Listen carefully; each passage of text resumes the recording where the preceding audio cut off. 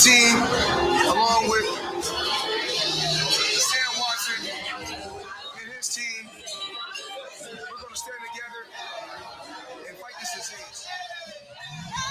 I come this way before, travel through the open door. Circumstances navigated the path, and like happened all so fast. No, it got lonely. Sometimes you see, I know we couldn't make it. Even when I'm off beat, I still land on my feet, and nothing can shake me, cause I know my took a hold. I never.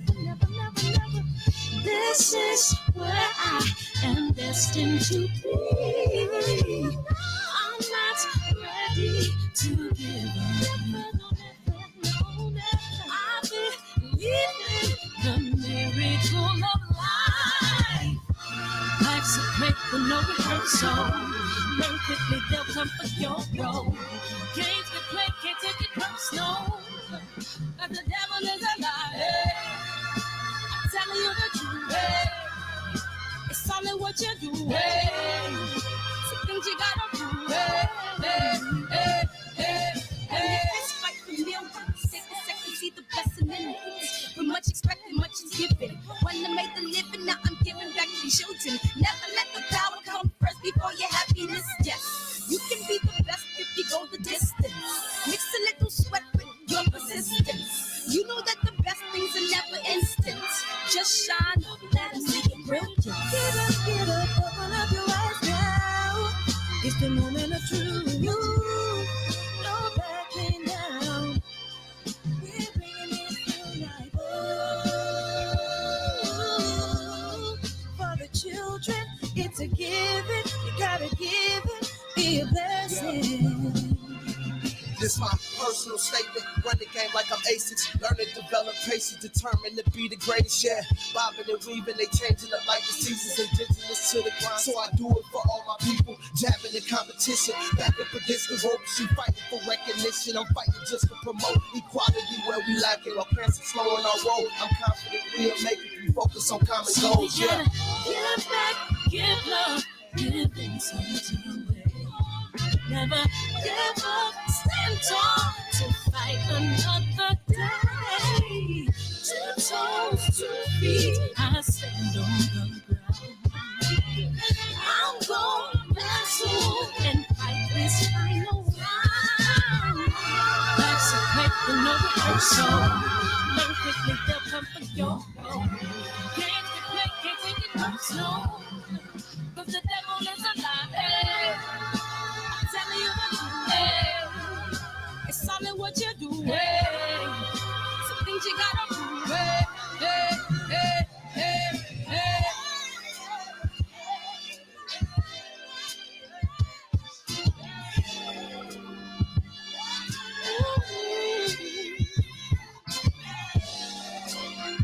I'm gonna share all that I have and give to those in need. So we're gonna win this battle, fight that disease.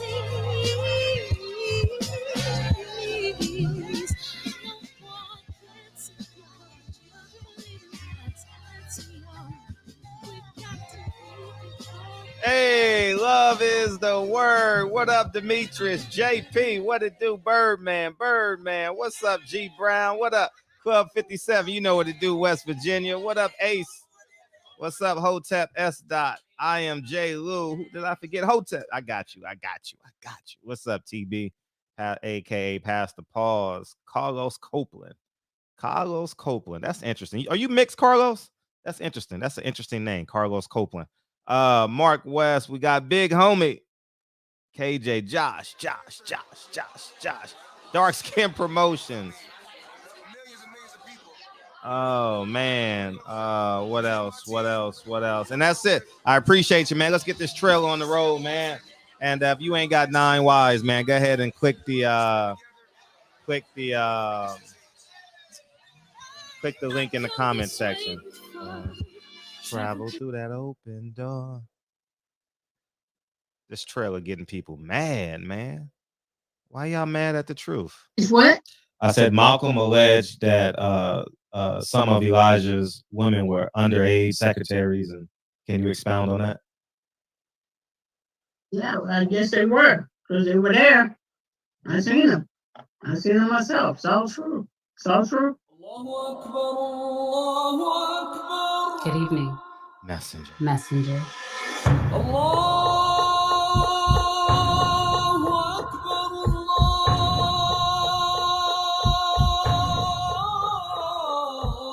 You convinced us that you were the last messenger.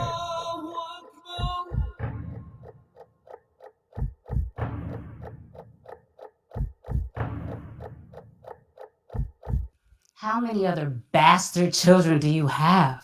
15, y'all. At least 15. Welcome to the show, y'all. We in the building. We in the building. We back. We back. We back. So I've gotten a lot of comments, and obviously I've seen it in people's stories of what's the guy's name?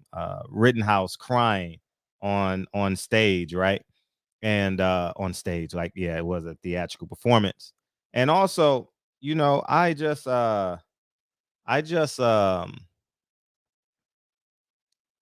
was thinking about the Rollie situation. I was thinking about the Rollie situation, and where's the she went to court 2 Fridays ago. Not court. She went to how you say it? What is it? She went to the police station about 2 or 3 Fridays ago, right? And I think that's enough time to build evidence, right? And I'm not taking sides. No, by no means am I taking sides, but I'm don't the private investigator file a claim or a bench warrant or a subpoena or something? I don't even think he's been questioned yet.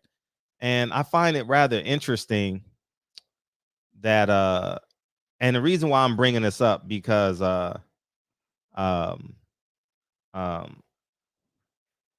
innocent until proven guilty. Now, me not wanting to buy the pay-per-view has nothing to do with how I felt about Rollie. I just I wanted him to be like most people, innocent till proven guilty, you know, not unless I've actually seen the evidence of what you're being charged of, you know, then I'm like, oh shit, well, how the fuck can we refute that? You shot the man in the head. Like, you know what I mean? So how do you explain that? I just I just have concerns about how you can railroad somebody, and we have a legal court system.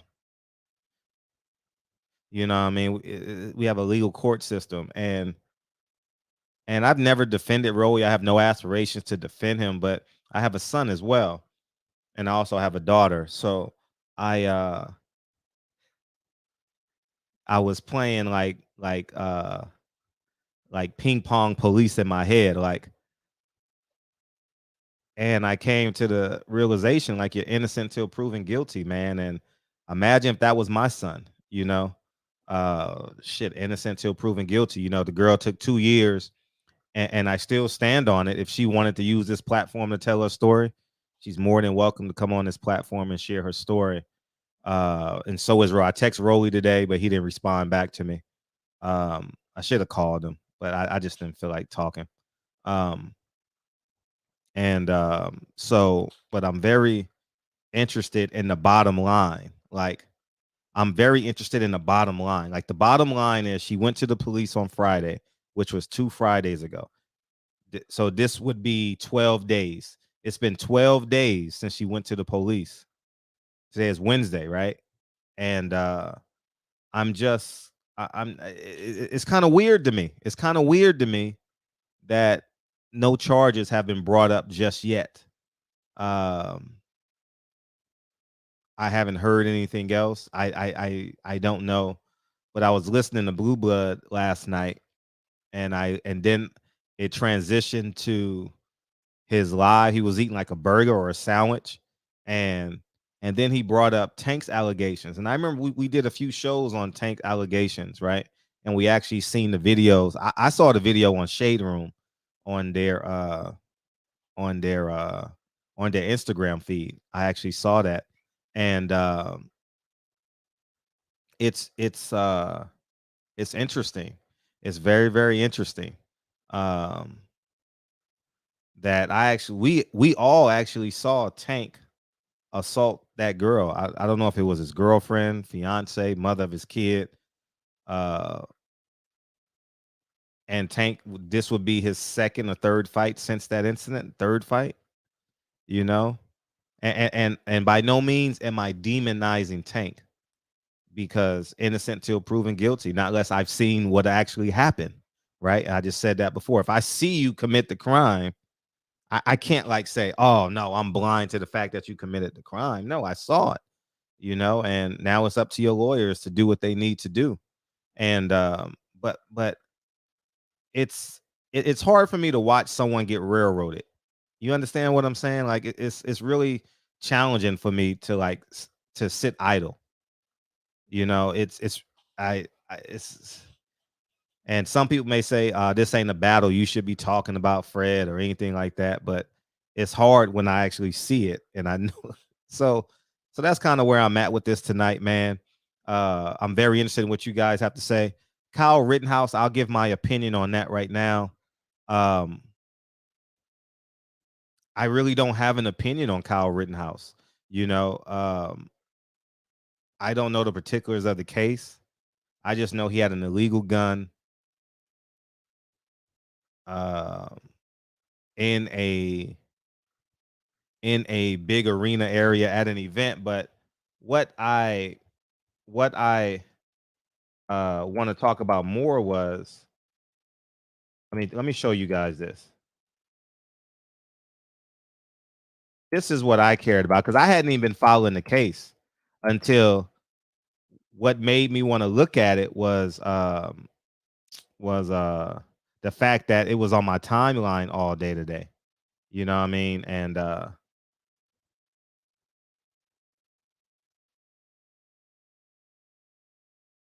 so I want you guys to see this video. I should have had it queued.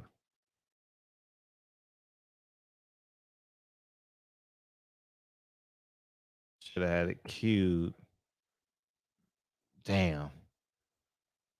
Oh, here it is. Right, I found it. I want you guys to watch this, and I want to put this in perspective. This is why. This is one of the reasons why I am who I am.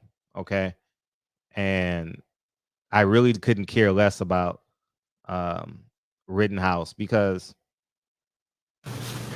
this is what I think we should be concerned about. Ahmaud Arbery's mom has been crying for a couple of weeks now. Goes down, turns around. You understand what I'm saying? We can't see anything.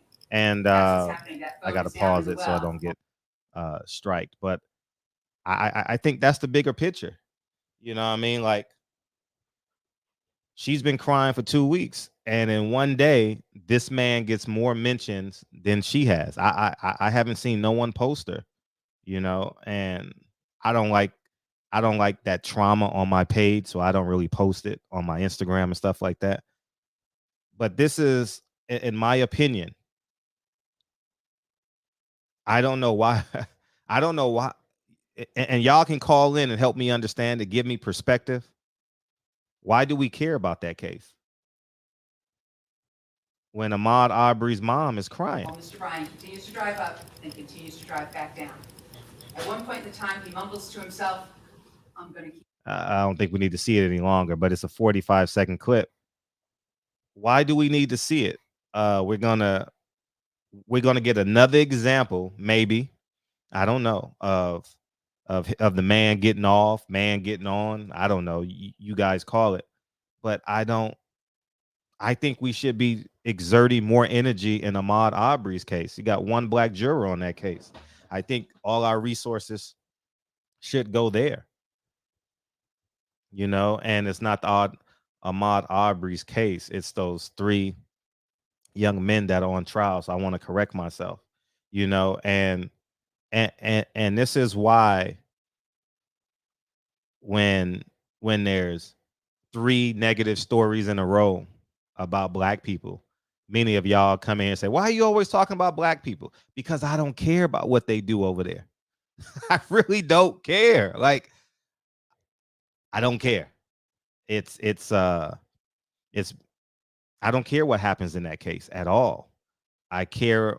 I want Ahmaud Arbery to get justice, and that's just how I feel about it, man. And I think that's one example of how many black people and understand what I'm saying. You got to look into the mirror and say this. White supremacy controls a lot of black people. White supremacy controls the media. White supremacy controls how you respond. Like, we shouldn't even be worried about them. In my opinion, like, maybe I have an obscure opinion, but I just don't think it's that important. I think the McMichaels case, and William Bryant, those guys should be 25 to life. You know what I mean? Like, that's just what I believe. I'm over the phone line because I know some of you may disagree with me, but I just don't care about this. I don't care. I don't even think he shot a black person. I don't even think Riddenhouse shot a black person. Don't care. And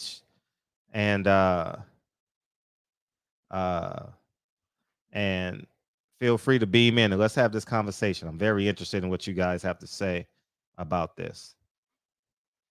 And also we can talk about Tank Davis and you guys can call in about that as well. But I don't care what he is. I don't care if he's a white extremist. He didn't kill black people. He didn't even I don't understand why is that our business. And you know what helped me understand? Okay. Oh shit. Here we go. Let me get 808. What's up, Miss T? Hey, the Rittenhouse guy, are you talking about when they had that protest? I want to say in Minnesota, when the boy crossed the state lines and shot a couple. Okay, I feel you. Like, I care more about that, because it needs to be said that somebody can be that delusional in their head at such a young age. That is what I blame the parents in that case. Mm-hmm. Or his surroundings, because that had to be inputted. He was so young. I'm not giving him a pass, but at 18 or barely 18, you get the notion that you're gonna cross state lines with a weapon when you ain't even supposed to have one, number one, and then actually fire your weapon on somebody. You really believe you got that kind of right and that kind of power. So yeah, I hope he go to jail for the rest of his life, like others who take them kind of risks and the law into their hand. And we should talk about those things, because in the end, all of that stuff is life lessons that we all can learn. Like, beware of this and beware of that, and recognize people like him when you see him. I was looking, I think, was it Ricky Schroeder or one of them famous actors that was standing right next to him? Mm-hmm. Don't try to act or nothing in no other kind of film, because we shouldn't be supporting nothing he do either. Your career should be just pretty much over if you can stand with that young boy who crossed state lines and did that, and with his mother consent. She should go to jail too. That's how I feel about them. But as far as Rollie, I don't know if you listened to my show today. I didn't even know that the girl went to the cops. So thank you for that information. Because as far as I knew, nothing was ever charged or filed or anything in his case. It's hard to talk about. But again, these young fighters should learn a lesson from them. Mm-hmm. What to do, what not to do. Like Blue Blood said, he could either be acting like he acting because he's confident he's innocent, or he just really don't care. And either way, we're going to find out. But on his face, if Tank has issues, and that's what I said in my thing, it's all about fairness to me. If Tank has similar issues, Um, but his is amounted to charges, and Rollie didn't. It was more so an allegation. Then is that discrimination? Them pulling him off that fight. Well, Tank makes them money.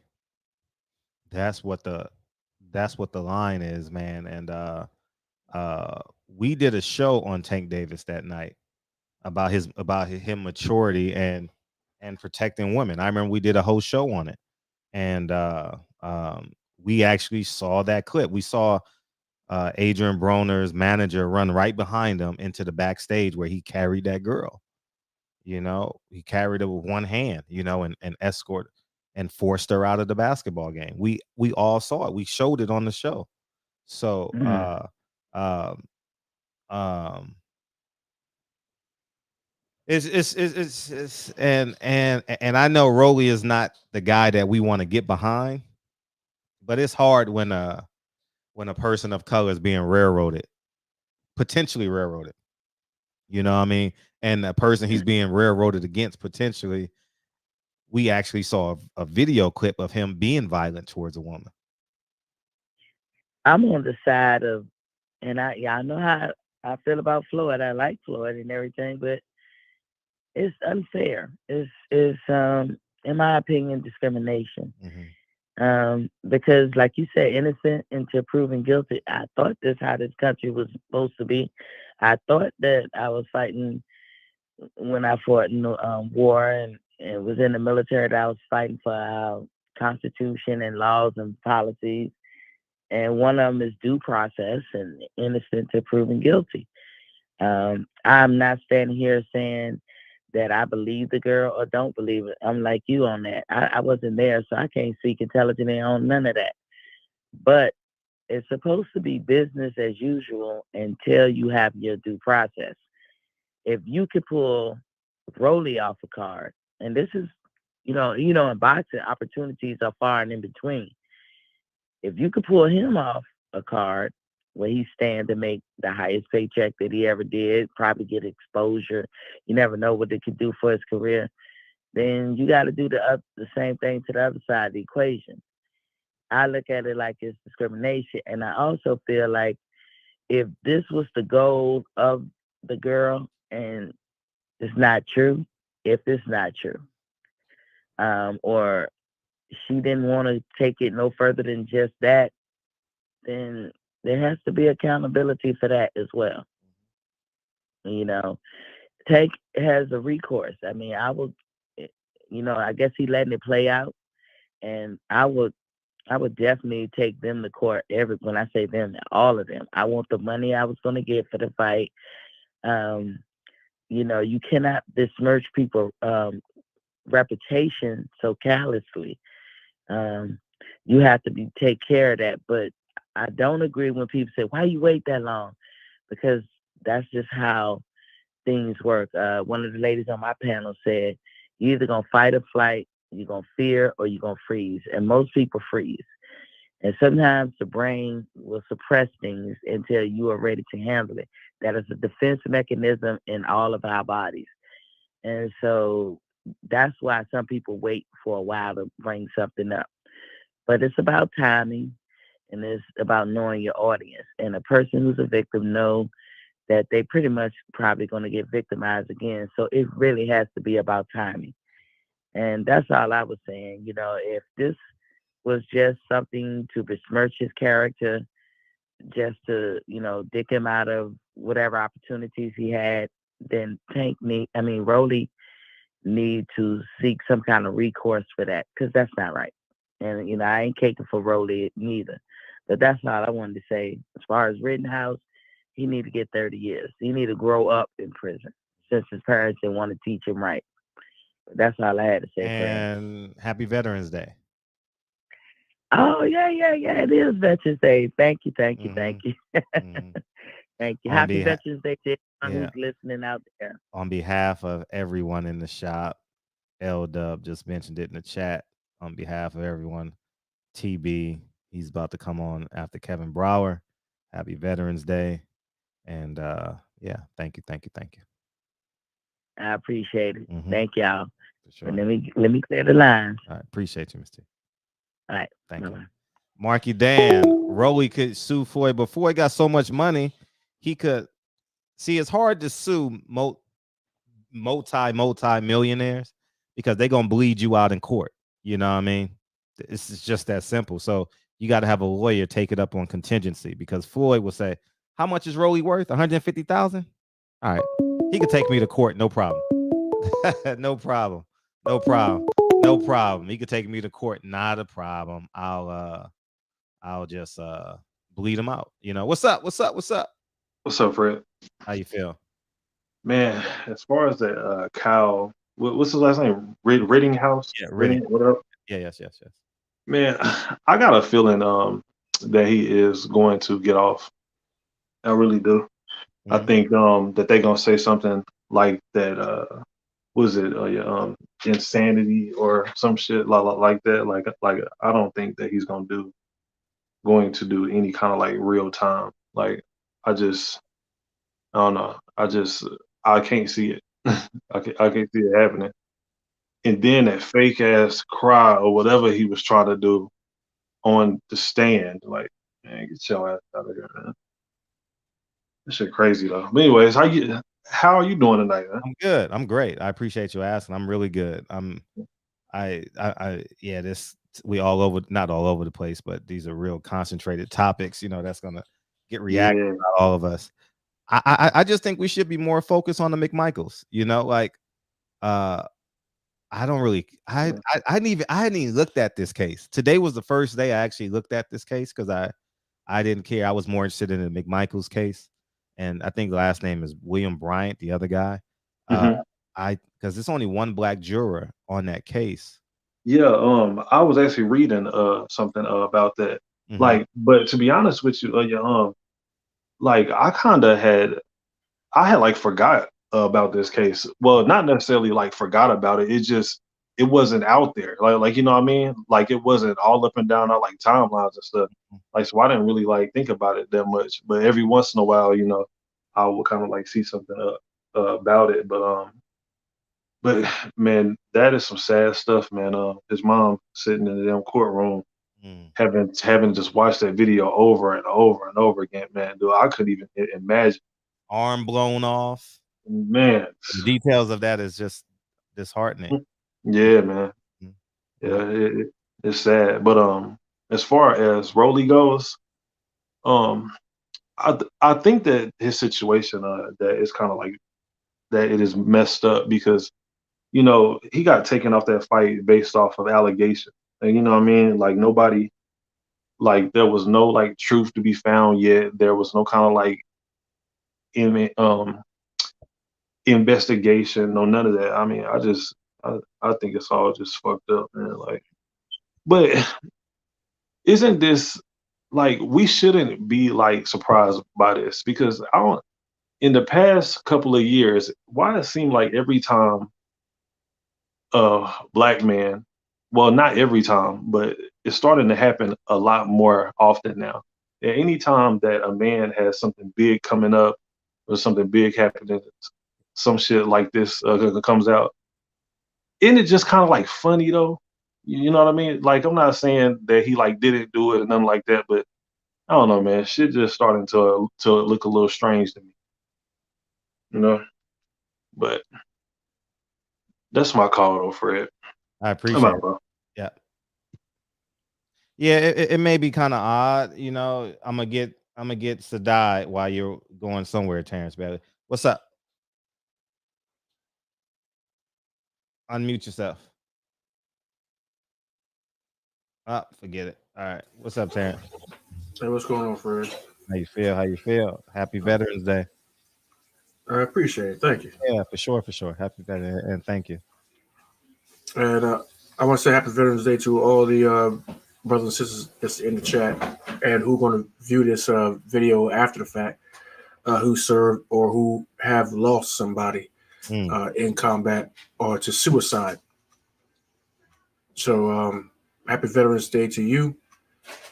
And if you lost a family member or a battle buddy to suicide or to combat, my condolences. this trial with Rittenhouse. Now this young boy crossed state lines, was too young to actually possess the weapon. Crossed state lines and said he was going to be there as a help, to be there as a paramedic or something like that, which he was not certified in. He lied several times about his identity or what have you. Regardless of whatever, the fact of the matter, when you talk about white supremacy, I heard it said earlier that in order to believe that there is such thing as white supremacy, you have to believe in black inferiority. Was that something that you had posted, Fred? Yeah. Yeah. Okay. So that's not necessarily true. What's true about white supremacy is that you can cross state lines with a firearm, thinking that you are just that good, that you have that right, that you can go over there and you can take a firearm and you can cross state lines as a 17-year-old, and you can say, well, I'm going to go over here and I'm going to protect the populace. That reminds me of a time there was a military pilot, an officer in the armed services, that stole a plane and flew to, was it Afghanistan or Iraq? In his mind, he was going to negotiate the end of the war himself. White boy. He stole a plane and flew to a foreign country. In his mind, he was going to go and he was going to negotiate the end of the war. Who does that? The same type of mentality of what this young man did. Now, you look at the Ahmaud Arbery case, the McMichaels. They're going to take it upon themselves. We're going to stop this, what's going on in this neighborhood, and we're going to do this, and we're going to do that, and whatever. And they run down an innocent man. Solely because he was black, because there was white people that was going into that same house and drinking water and looking at the construction and doing all the other kind of stuff, and it was all on camera. They didn't care nothing about them. They looked at the black dude who was running down the road. I don't know if Georgia still has the death penalty, but if they do, the father and son at the least should get it. I don't know about the Bryant dude, but the father and son should get it at the least. All of this is white folk thinking that they can do extra stuff because they white, because they think they have this extra prestigious position in the hierarchy of the nation's communities, and all that needs to stop. There needs to be a wake up call. Somebody needs to start getting their ass taxed, and when I say that, I mean getting some stringent, ridiculous. They need to get some black folk time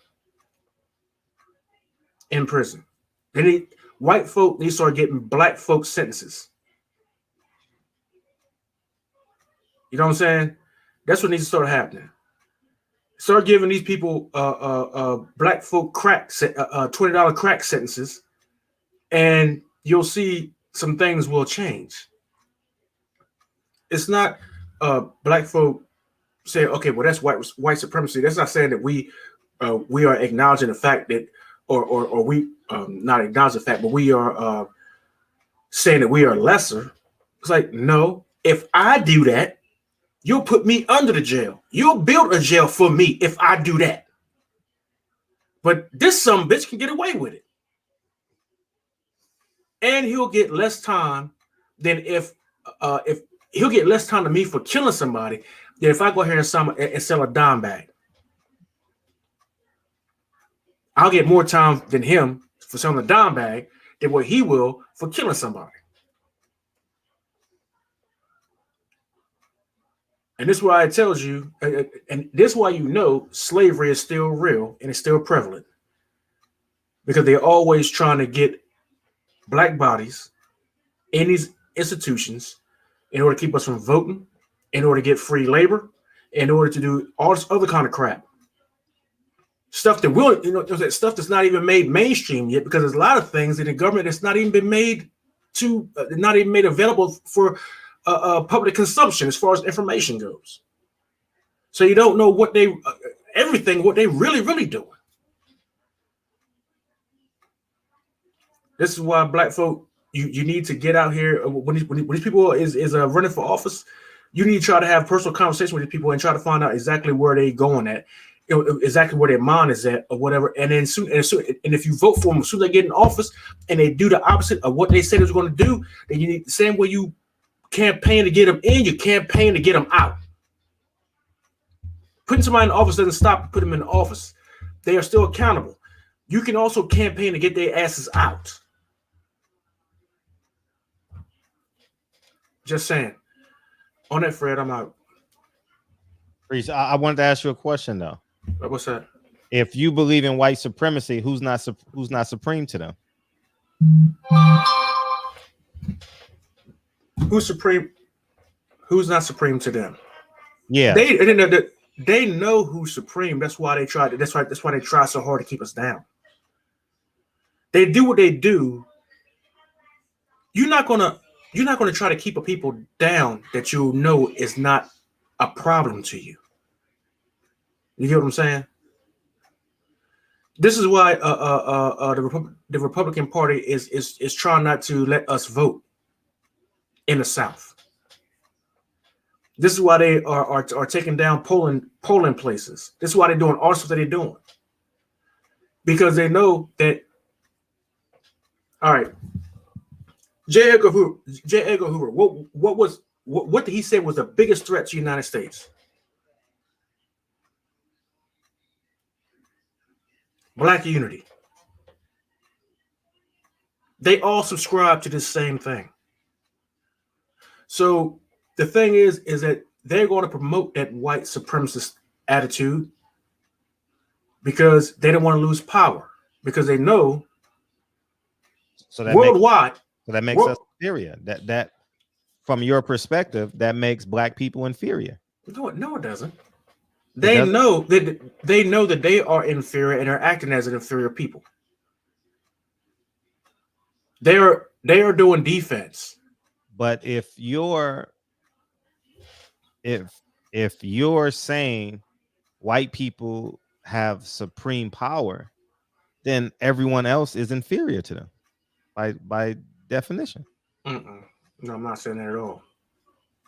And I'll never concede to that. Because you said if he does the crime, he gets less time. Because they run the system. So that means whites are superior.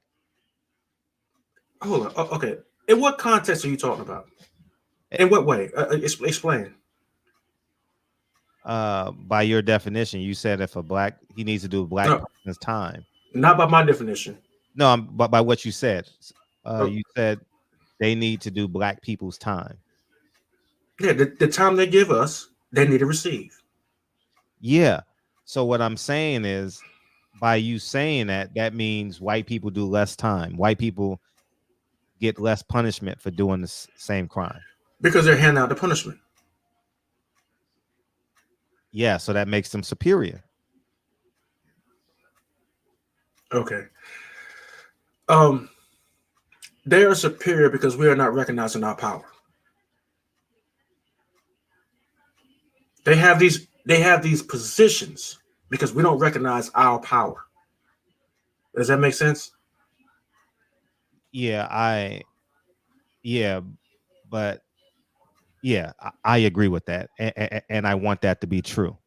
But when every black person on Twitter and Instagram tweets this guy fake crying, all your favorite YouTubers fake crying. Well, this is the 5th day of the McMichaels case. No one's reposting that. No one's reposting that. LeBron James posted, "Where's the tears? You look like you ate some lemonades with lemon heads." But he hasn't posted about the McMichaels yet. You know why? Why? It did not produce any drama. That's why. That's the point I'm saying. Like, we are victims. We are mental midgets when it's time for us not to be mental midgets. This man carried a gun cross state lines, shot 3 white people, and we're overvaluing this case. He shot 3 white people. And they're trying to acquit him. Let them do what they do. Let them do what they do. Like, I just think that I think Mrs. Arbery needs our attention. Okay, well, we got this new media, old media thing going on right here, right? I'm sorry, go ahead. So when it comes to boxing, we doing everything that they won't do on ESPN or FS1 and all that kind of stuff. We're doing it here, right? So then let's just keep it going. Then why are we having whole shows on Mrs. Arbery? There's no sense in crying over spilled milk and talking about what they ain't doing and what have you when we got our own platform. Right. Fuck what they doing. Let's just go ahead and take care of it. You know what I'm saying? Take it in our own hands. The same way how we did with Daniel Merritt. When Daniel Merritt got murdered, Deacon 305's family member. Why ain't somebody reach out to Mrs. Arbery, get her on the show? Somebody from the LDBC, get this sister, this elder on the show. That's not even where I'm going with this. I'm just saying that would be same great. energy. That would be great. That would be great. I'm not asking to get Kyle Rittenhouse mom on the show. Keep the same energy. Anybody with her? Hell with her. This is not her platform. This is our platform. She gonna come over here and Kyle Rittenhouse mom. She gonna come over here and she gonna try to talk about why her son should go free. And we done seen too many of these Zimmermans or what have you go free.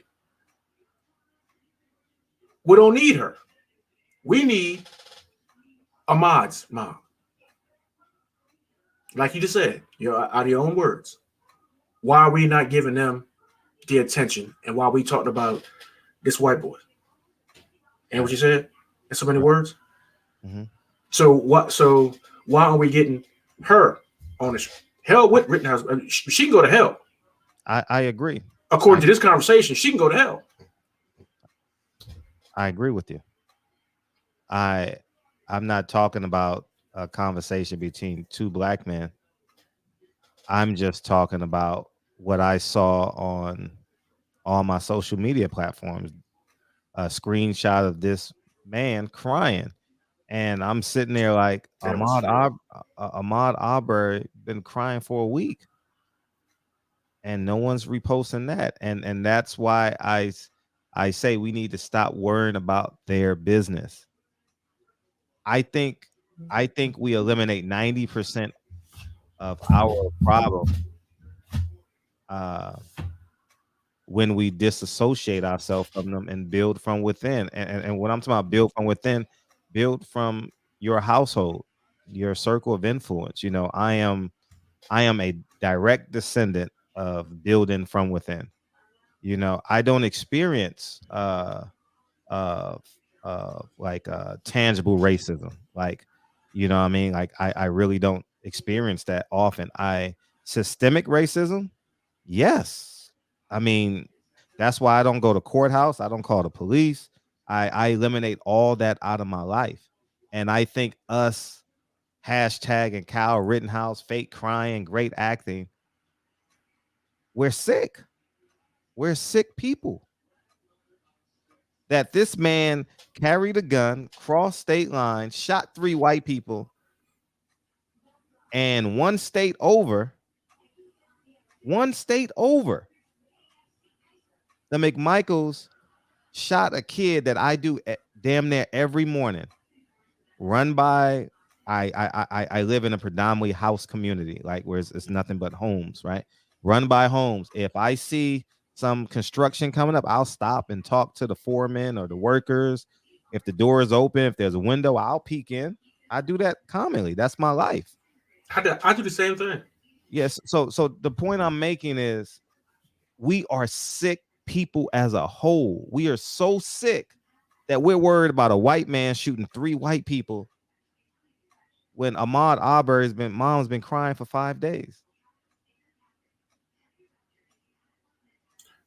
Let me ask you this. Yes. Could it possibly be, because I know I've expressed this personally, could it possibly be that we can tolerate as black folk watching the Riddenhouse case and criticizing that easier than watching the Ahmaud Arbery case, the live court proceedings?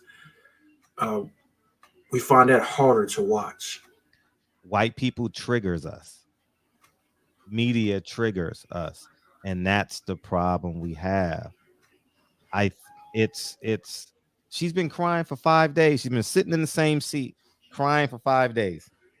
One black juror, she saw her son's arm get blown off, you know, and we're sitting here reposting and retweeting a white kid that was 17, 18. Who cares?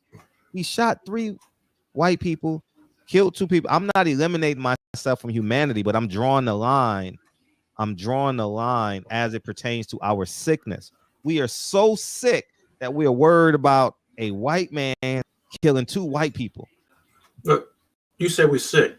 Yes, we're sick. Could it be that we're sick of watching ourselves being murdered in somebody else's eyes? We're sitting there and we're watching the Ahmaud Arbery case and we're watching ourselves be murdered one more time. Once again. I've never saw myself in a white person. Ever. No. Not in a white person. Mm-mm. You're sitting there and you're watching the Ahmaud Arbery case and they're showing the explicit pictures, the video, the whole 9 yards. Now, as a black man or a black person, African person, you don't find yourself in that video nowhere as being the one that's being killed along with Ahmaud Arbery. No, because I can take it a step further. I've only seen black people riot where it's garnished national attention when a white person kills a black person. No, I ain't saying about rioting. No, but that's the whole point. No, I'm making the point that no, we're not sick. We're triggered by them. They put fuel in our gas tank. They give us permission. That gives us permission. It's beyond my own understanding that these cases are running parallel, and Mrs. Arbery is not getting our attention. See, that's the whole point. You know what I'm saying? The cases are running parallel, right? Mm-hmm. So look at the arguments in both cases and see how they do not parallel. I'm not talking about the argument. I'm talking about the time.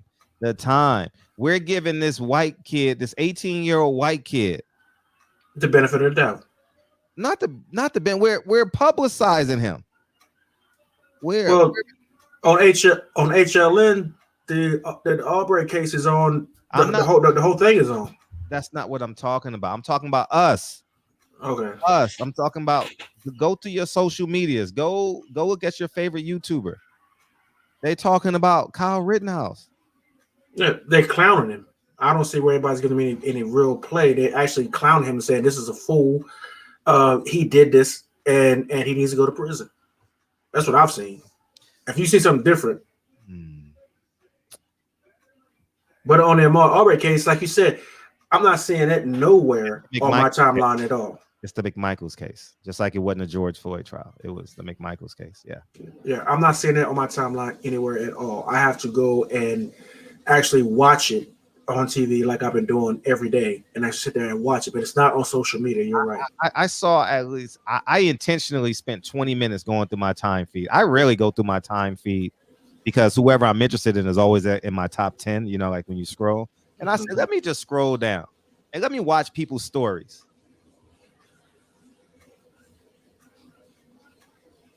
Kyle Rittenhouse crying. LeBron James tweeted. he hasn't even tweeted about the Ahmaud Arbery's mom. No, you're right. You're completely right. My thing is what we're gonna do about it. The McMichaels case deserves all of our attention. You know, whether it's I don't like putting all that stuff on my social media because it's kind of like trauma. But I think if you're a poster of stuff like that, you need to post that instead of Kyle Rittenhouse. That's just what I believe. Yeah. You know, like we're always triggered by white people. We're always triggered. Everybody's posting. LeBron James tweeted, "What tears?" I don't care. I give two shits about what LeBron's posting. No, it's not about LeBron. It's about the reach. It's about the understanding of our mindset. It's not about one person. LeBron James is basically everyone else. Now, when LeBron James retweets that, then guess what? He's going to encourage 100,000 more tweets. 100. I'm not really much of a poster as it pertains to like black trauma. Like I don't really. I'm not really. That's not where I'm at in my mind frame. But I think it's just incredibly important that we see this from 50,000 feet and say, we're really sick. We are really, really sick. Well, man, this is what I do. I don't want to continue to hold the line because I'm pretty sure you got people this waiting. I've been looking at both trials, and I've been comparing the two. No, we don't have to compare. No, I'm saying within myself. Okay. Because I have, the things I do, the things I do in the community, whatever. And I've been looking at both of them, whatever, because they give you a gauge on where we at, whether you like it or not, or you agree or not. They give us a gauge where we at. And so I look at the two, and there's a lot to be desired, as far as where we are at in this country. That's all I got to say when it comes to that. And I'll take that the information and I'll put that to work as far as in my community with the programs that we're working on as a family and stuff like that, to try to bridge the gap. But if you can, if a young white boy can cross lines with what they consider an assault rifle and end up, if he was not that, if he hadn't been there with the rifle, and people saw him with the rifle and was like, okay, no, hold up, why is this guy here? Why is this white boy here during this particular time with a rifle? We need to take the rifle from him before somebody gets hurt. And then he ends up killing people who try to take the rifle, who try to get it from him because they were afraid that he was going to hurt somebody with it, even though one of them was carrying a handgun who was a convicted felon. But that is how the whole thing started. And then you transition over to the Arbery case, where you had some overzealous, country ass, redneck ass white boys. They decided that they was just going to do some vigilante bullcrap on an innocent black dude because he was black, kill him in the street, and then stand over him and say "fucking nigger."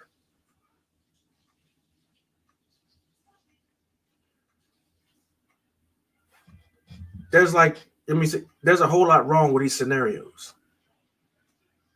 There's a whole lot wrong with these scenarios that people have testified to both things I just said. So for me, that's all the information that I need. And I need to know that there's a double standard.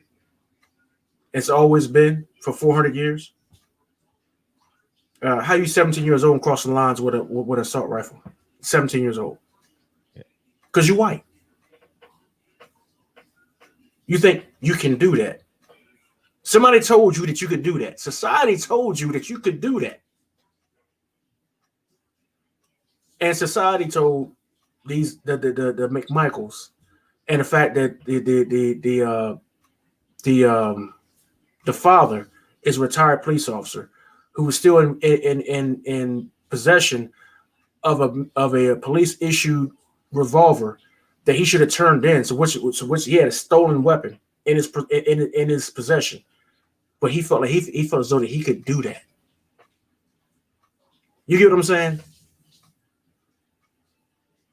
It feels as though that I can do this. You know why? Because I have that privilege. I can do this. We have the common sense to know that we can't do that shit. So we're inferior. No, we're just smart. I would say we're smart. I wouldn't, Fred, I'm sorry. I would never concede to the fact that we are inferior or anything. I will concede to the fact that some people have that complex. But we as a people, we are never inferior to nobody. We're the first people to walk this goddamn earth, and we will end up being back on top again. This shit has been temporary. So, all right. I mean, I got to go. Appreciate it. All right, peace. What's up? Hey, what's going on, brother? Man, last night, man, I had a double hitter for you, man. Had a double hitter man. I passed out. I got home from the gym and I got out the shower, man, and I was sitting up in the bed and I was watching. What was I watching? I think I was watching it's an old Bruce Lee movie or something, man. And passed out. And we literally could have done Chuck Woolery. What's that show? Man, as fine as she is, man. I've been looking at her all these years on the E channel, man. Man, I was gonna shoot my shot, man. I know you were. I would have been there for it. Man. And she seemed like she's consciously aware, man. She eats right, takes care of her body, man. Damn. It is what it is. She coming back? She tastes like water, huh? Oh man, damn! I hate I missed her, man. I was rewatching the show this morning. I was like, golly. Man, what we talking about tonight? Whatever you want. We can talk about Tank Davis. We can talk about Kyle Rittenhouse, the McMichaels. Whatever you want. Oh man, yeah, I caught the tail end of what you all was saying. I get your point. TB was missing your point. Mm-hmm. You know, the energy that Black people are putting into this privileged white kid in their court system, you know, but yet there's no concern with Marbury's mom, you know, and her justice. I think people have to understand when you say white supremacy, you're not talking about a person. You're talking about a system. You know what I'm saying? The system that has unjustly, massively incarcerated our people, that has disenfranchised, you know, our people. So you're referring to a system. You know what I'm saying? When you say white supremacy, we know, and it has been proven that they're not superior because we are the original people. The Black woman is the mother of civilization. You see what I'm saying? So, and it has been proven that on a level platform that we excel. You know, so the fact that they need a system to help them proves that that we are, you know what I'm saying, they are not superior. So that's what I'm saying. When you say, you know, white supremacy, you're speaking of a system. You know, so people, you know, some people say, well, there's no such thing, because not admitting, you're not acknowledging that there's a system does not mean that by acknowledging that that there's a system that gives them power. No, you're just acknowledging, you know, the system that we live in. You understand what I'm saying? Yeah. So you know, so that's what that is. But you know, I look at that as that's white on white crime. You know what I'm saying? They kill each other, you know, at damn near the same rate that Black people do. So why are we concerned about that? You know, you can turn on Dateline right now, and I guarantee you, It's a story about a white dude killing his wife for some insurance money to go to try and be with some younger chick. That's 80% of their shows on Dateline. You know what I'm saying? So uh, yeah, so that, you just have to understand what that terminology means. Um, what's up with Tank? Basically with the Tank and Rollie situation, um, uh, Rollie Rollie got accused of sexual assault. Yeah, I thought they canceled that fight though, right? Yeah, but Tank is still fighting, but he has some assaults against a woman that are still pending Oh too. yeah, when he choked that Yeah, girl. Yeah. yeah. So Okay, I I so remember that. I thought that case was over. he went to court in Miami like 2 weeks ago. So I don't know what the outcome was, but um I didn't pull any records or anything like that. So I don't I didn't I mean not that I didn't care, but I forgot about it. I'll be honest. Yeah, I And forgot about it too. and then last night I I started reading articles last night because I saw Rollie's live and I saw Boo Bud's video. So that made me do a dive. And Oh, okay, and so my perspective is if if Tank is innocent till proven guilty, right, Rollie should be innocent till proven guilty, right. you know, just because that's the law. Yeah, yeah. I mean, I don't know. Nobody knows if he did that or not. I mean, if he's guilty of it, of course it'll come out. But But we I actually look. saw Tank. We saw Tank Yeah, commit. we saw Tank do it Yeah, you exactly. see what I'm There's no saying? doubt. So it's There's not no like, doubt about that. yeah, I'm not gonna sit here and be like, well, I don't know. Right, No, I actually saw with right, my own eyes, right, you right. know. We saw the situation with Tank. We don't know concerning the situation with Rolly, but we Mhm, definitely saw, with our own eyes what Tank did. mhm. The situation, concerning Rolly, those type of situations, man.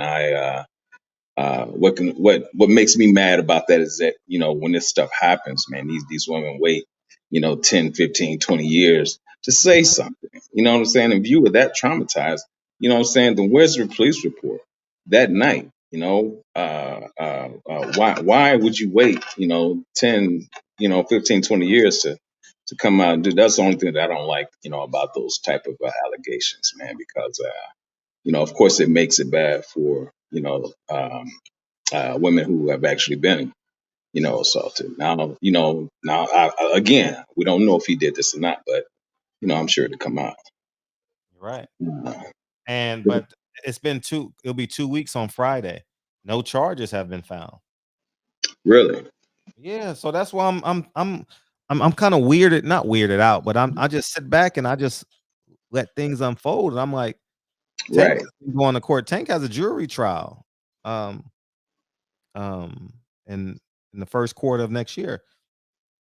And I'm not using Tank as this dummy example, but Right. he's just the example we got to use because he's the Now, now is yeah. he gonna have to deal with that case before the fight, or No, it's after the fight. Like it's after the fight? so he Okay. should so he should so that's why I'm saying Rolly should be able to fight. And in my head, Right, I'm I thinking see your Tank, point. Remember they did that for Floyd. they did it for Floyd and he did Yeah, 27 days. that's Yes. right. I see your point. Yeah, Yeah, so yeah, that's what I think he may have been railroaded, and I don't know that, and I'm too afraid to use those terms because I don't want to be insensitive because I don't know the details of the case. But I'm thinking if the detective get 12 days and Rolly's very accessible, uh, I don't know if he's been questioned or not. I text hmm Rolly to come on to the show, hmm but he didn't respond.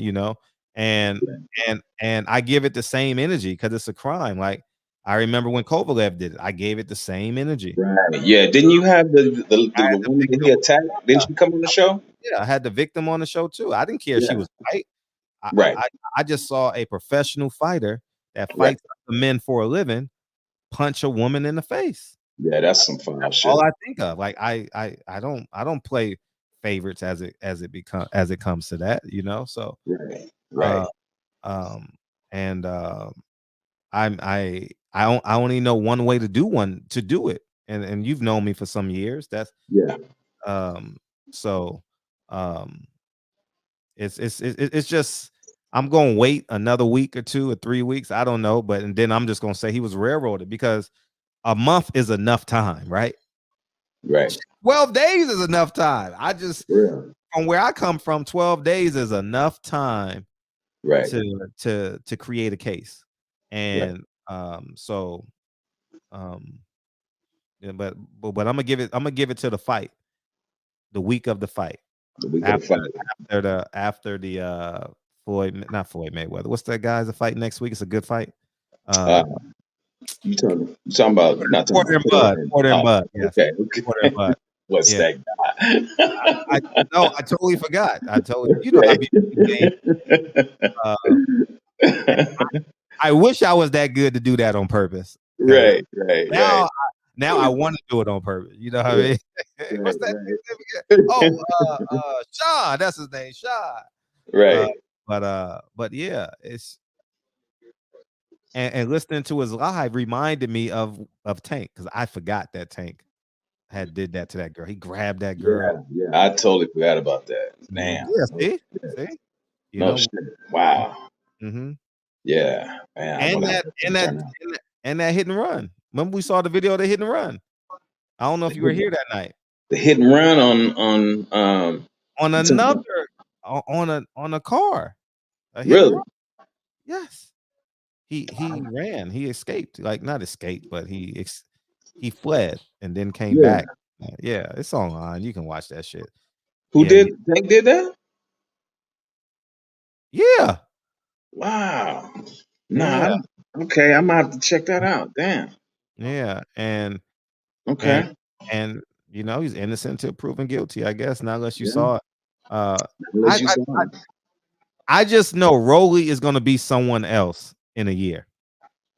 Yeah, that's I'm not, and it's going to be across the sports. Right. When I saw that Ray Rice shit, I didn't defend Ray Rice. I saw a man punch a woman. Yeah. I'm not. Nah, he punched a woman. How can we defend that on video? Like I'm not defending that. Oh man, no. He punched a woman, cold cocked her. Right. He needs to go to jail. Yeah. He needs to wait. You don't want to hear nothing about. Well, let's wait for the details. I don't need the details. I saw you punch a woman. What are you talking about? Yeah, I saw my own eyes, you know, and I, you know, and that's the only way I presume they'll learn. So, you know, right, mm-hmm. Right, yeah, that's true. Yeah, that's heavy, man. Mm-hmm. That's heavy. Who's that? Kyle? What's up, brother?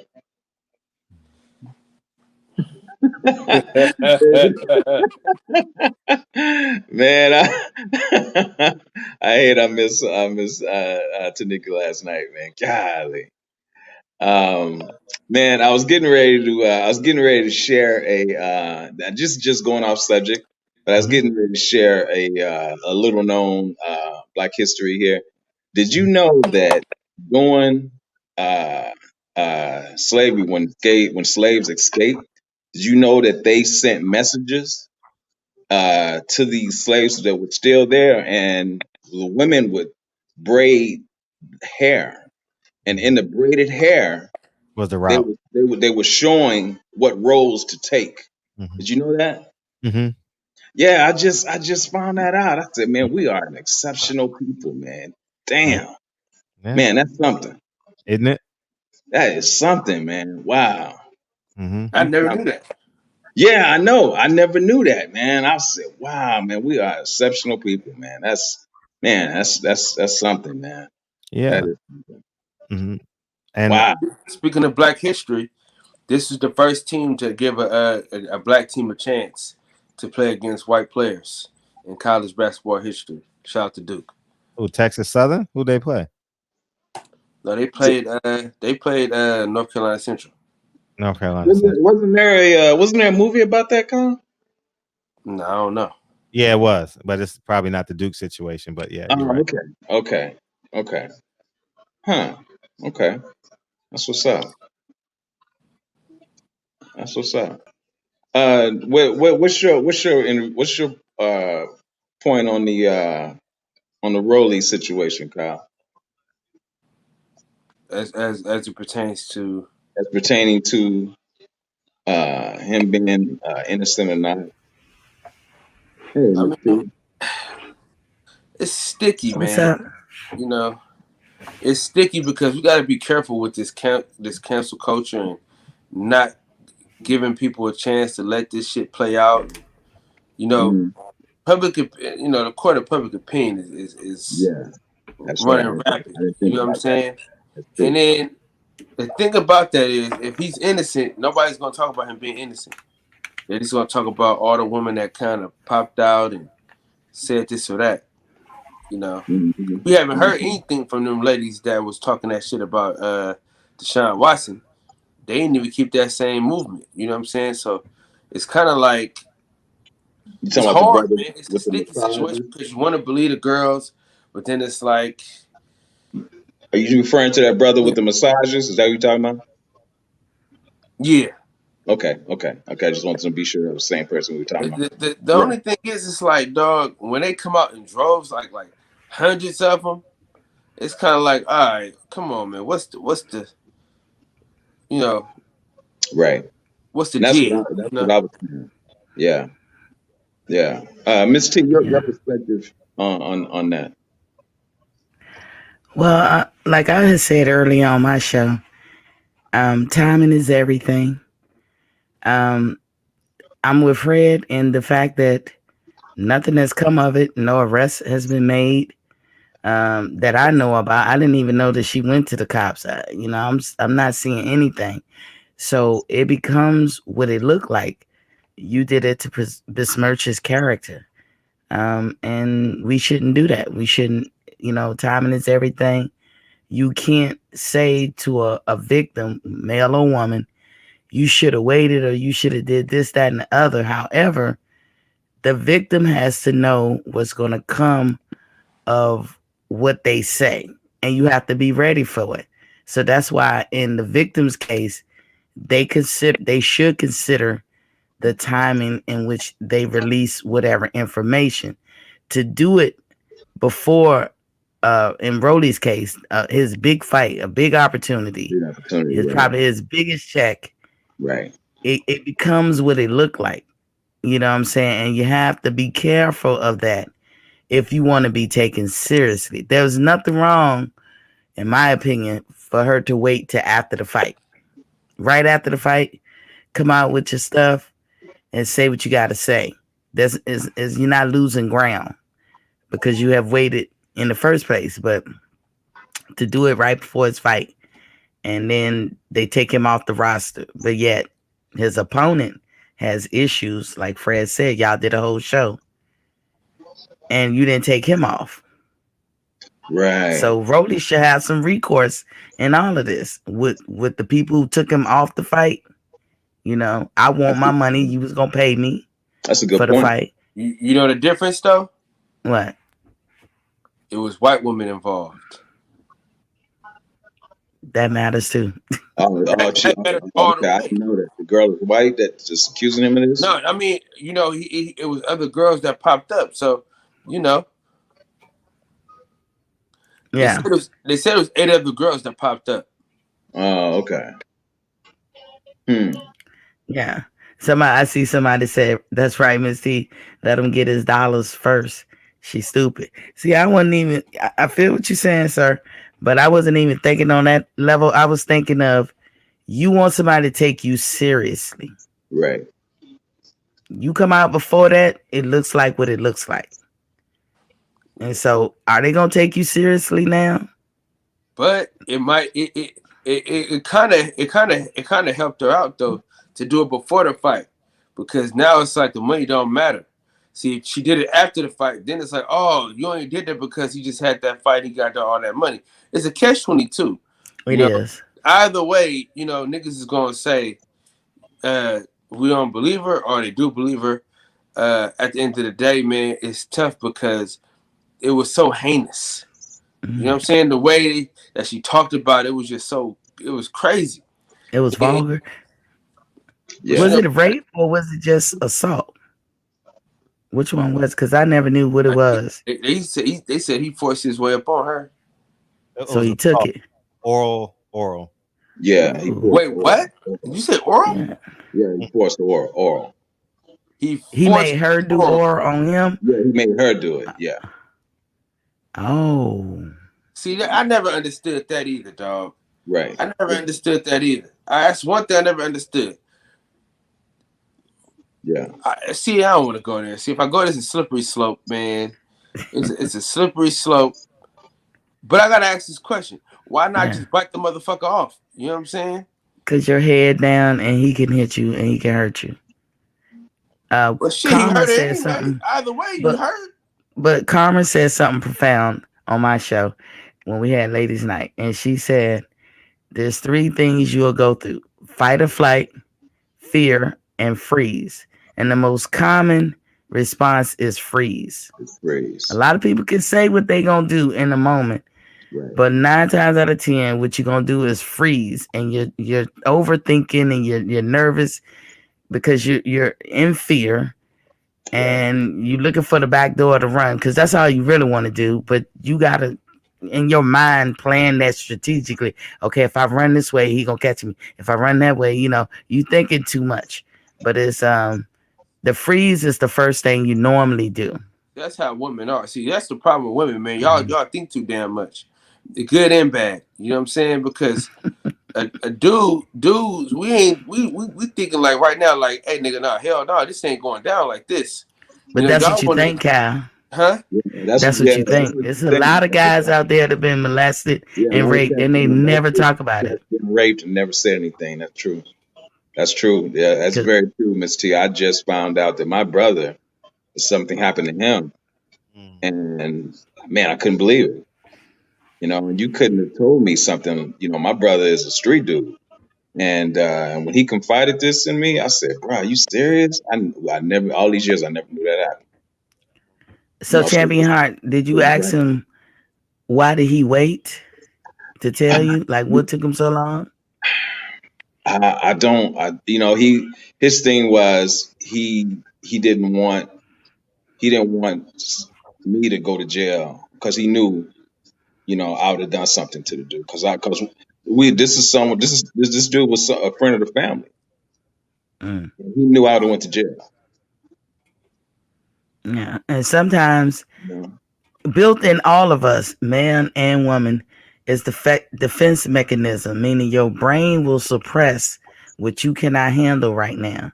Yeah. And then years later, you'll find yourself just spilling it out. You can't control it at that point. But at the time that it happened, you couldn't say nothing. That time cannot be cataloged or quantified or qualified. It is what it is, and it's different for every person. So it could be 2 years, 3 years, 100 years. Nobody live 100 years, but you know what I'm saying, But that's how it normally works, and the most common response is to freeze and do nothing. That's man and woman. Yeah, but also my brother, he has to keep this persona of, since he's a street dude, he works to keep that persona. I mean, the whole time I thought that because my mother raised him and sent me away, that I thought he had it better, and he was like, "Nah, bro, you had it better." Wow. And when we were talking and the crying that he was doing concerning our mother, I knew he had some type of resentment for her. I just didn't know to what degree. And yes, to see him cry like that, I mean, this is gangster killer type street dude, and see him cry, what I'm saying, about what he experienced with our mother. I'm going, damn, and I'm like, bruh, the whole time I was in Texas, you came to visit. Why didn't you say anything? You could have stayed with me, But he was like, man, the person who I was, I was already who I was going to be, He said, so, that's why I never say anything to you.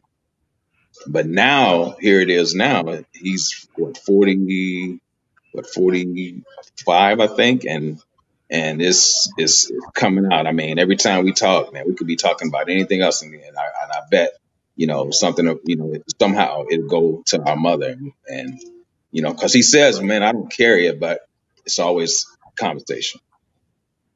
And he has to get it out, and that's how it normally happens. For most women, if you talk to most women of my generation, either some kind of rape or molestation has happened.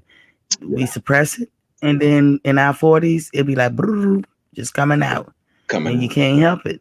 Yeah. And you try to, you be like, why am I saying this? Or you start remembering some things that you absolutely forgot. Now, even though you forget these things, it dictates your character in the presence. If that makes sense. So it might have happened to you, your brain might have suppressed it, but as you're growing up and going through life, you are affected by that. You do things that people be like, why are you doing that? Why Right. you know? Right. Like me being extra, extra, extra when it came to my daughter and who she was around. Right. I had a reason. So you know what I'm saying? People don't understand your reason. And sometimes you might not even understand your reason.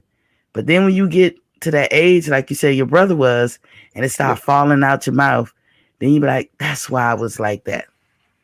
Yeah.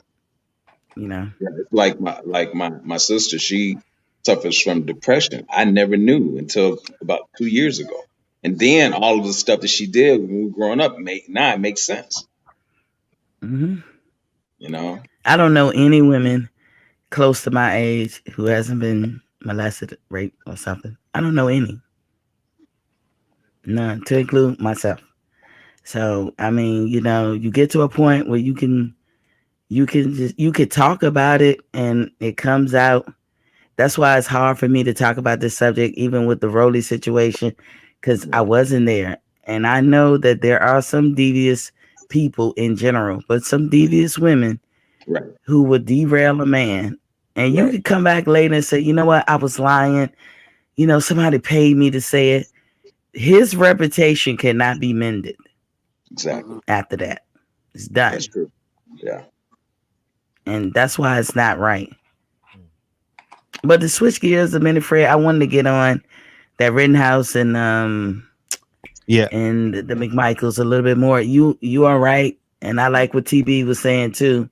You are right that we should be, you know, talking more about the McMichaels situation. I'm like you, Fred. I try not to put nothing negative on my shows. I don't watch BMF. I don't watch reality TV, all that, because the black people I know don't act like that. So, and I'm not gonna, and I didn't want my daughter growing up thinking that you got, I'm saying, you know, just all that bullshit. When I don't know no people like that, you know what I'm saying? We don't do that 24/7, but I understand it's a show. That's what they do, is entertaining. And I know a lot of people who do watch it, but not for me. But this is one of the reasons why I go back to voting. You can't open the door for apathetic voters, because where does it stop? The reason why people don't care about the McMichael situation, because the people in the position of authorities, they're going to make their decision. And who put them there? All of us. So when we not trying to vote for, hell, dog catcher, if they run a dog catcher in my neighborhood, I'm going to the place and I'm voting. You know, who's going to be the dog catcher of the community? You know, because you have to exercise your right and power in voting. And when we advocate that, you know, ain't no good candidates, I ain't voting anyway, fuck them, then we get what we deserve, right? The people who's going to decide the McMichaels situation, they were voted in for the most part. And if you're not voted in, you was put in by somebody who was voted in. So like if you're a judge. So if you don't like what they are cooking, then why not just, I think TB said, just like you got them in, get them out. But don't sit back and be no apathetic voter because you cannot stand the way politics is going. Don't do that. You're giving them the power. They count on the fact that you're going to be pissed and not and sit home. And like LBJ said a long time ago, if you could convince the lowest level white man that he's superior to the, well-to-do, high influential black guy, then that low-level white man won't see you picking his pockets too, because he picking all y'all pockets. He won't see it. He won't see you coming because he's so busy doing the hating for you, and they done got you preoccupied. So now you're gonna vote for the people who's gonna fuck you over, and then the people that you messing with, they tired of the shit. They don't want to have nothing to do. So that's what I wanted to weigh in. I don't know how y'all feel about that. Well, I mean, that's a good point with LBJ's quote, and this is how they get white Americans to vote against their own interests. Uh, Mm. uh, I think the problem with the voting thing is that we think for some reason that all skin folk are kinfolk, and that's not the case at all. That we put people in here that look like us because we think they're going to do something, and all they do is get in there and toe the line and continue with the same corrupt policies that were already there. And the problem is they're there for so long, and they're causing so much disarray that by the time we can put someone else who we think is gonna do something in there, all they do is get in there and do the same thing. So how do we get around that? That's the question that I ask. I mean, I remember when what's his name in Baltimore, was it Eugene, was it Eugene Cummings In Baltimore? in Baltimore? Oh, yeah, he just died. He just died. Right. Um, He had the nerve to criticize Trump about his community or his neighborhood or the district that he was over, at how disenfranchised they were. But yet he had been there all that time and had never done anything. But he gonna have the nerve to criticize Trump. You know you what I'm talking about saying? Elijah Cummings? Elijah Cummings. Um, Yeah, yeah. Elijah Cummings. Yeah, that's him. You know, He did what he could. The problem is we vote for these presidents, but we don't yeah, but give them the tools they need to do what they got to do. yeah, but Meaning I'm not talking Congress. of national level. I'm speaking of on a local level. That was his district that he had been over for years. So you know what I'm saying. So how is it that? So you telling me he wasn't able to do anything for all those years? I He can't believe that, Mister. Mm. he did what he could do. I'm Yeah, not, but but see, here's the why thing. does this area still look like that? I'm saying that I judge him by their intent, but he is on a national level because he was Congress in the United States. He wasn't like the state representative of that area. He was a congressman. And so when he's in Congress, whether we like to think so or not, yes, they represent your district, but they there to do America's business first. I mean, that it kind of has that priority. Mhm. And you got your local representatives of your area that's there to specifically work with that area. They did what they could do. They just can't. They are always outnumbered. We always falling for the okey doke and always looking at the brass shiny thing, and nothing can get done. It doesn't mean his intent wasn't trying to get stuff done. It's one of them things, like he can only do what he can do. I It's just not that he didn't want to. I don't buy that. I'm I sorry. feel you, because Baltimore look a hot mess. Yeah. It look a hot mess. It's just like whenever we speak of reparations. It's always, when it comes to us, it's always, oh well, we have to study and we have to do this, and we have to figure out how we can put this together. But yet when we talk when there's other groups, they go right away and right away they put their attention on economic empowerment with these other groups right away. They don't have to do any And kind of studies. Nothing. They don't have to do any there's kind of a studies. They can put in policies specifically for other groups, but when it comes to us, it's always, oh well, minorities, people of color. It's always, what I'm saying, it's never specifically for us. It's always this tricky words that they use to include, other people. But they don't do that when it comes to other groups. You understand? You know what I'm saying? Yeah, I feel you. I see, like I had always said, sometimes things start to look like what they look like. They look like what it is. Right. But honestly, a lot of times the things that we want, you have a group that basically says F you straight up, tell you to your face, show you in all kinds of ways.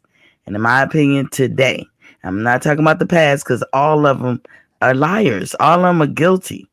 But today, that group is Republican, okay, in my opinion. Then you got the group that say, I'll listen to you, but they are always outnumbered. And then you got these groups who are, like, to me, anarchists, or love to live in chaos where up is down and down is up, you know and they keep you confused so you don't know how to do it, and what needs to be done.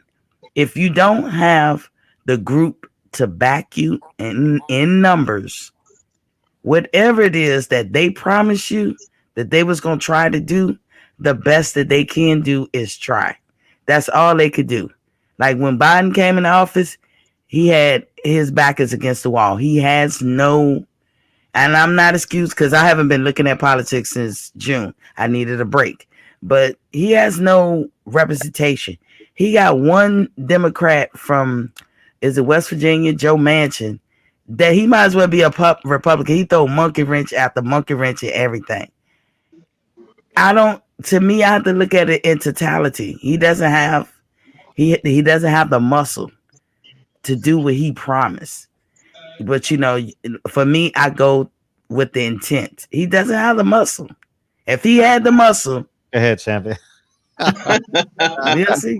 I know where you're going.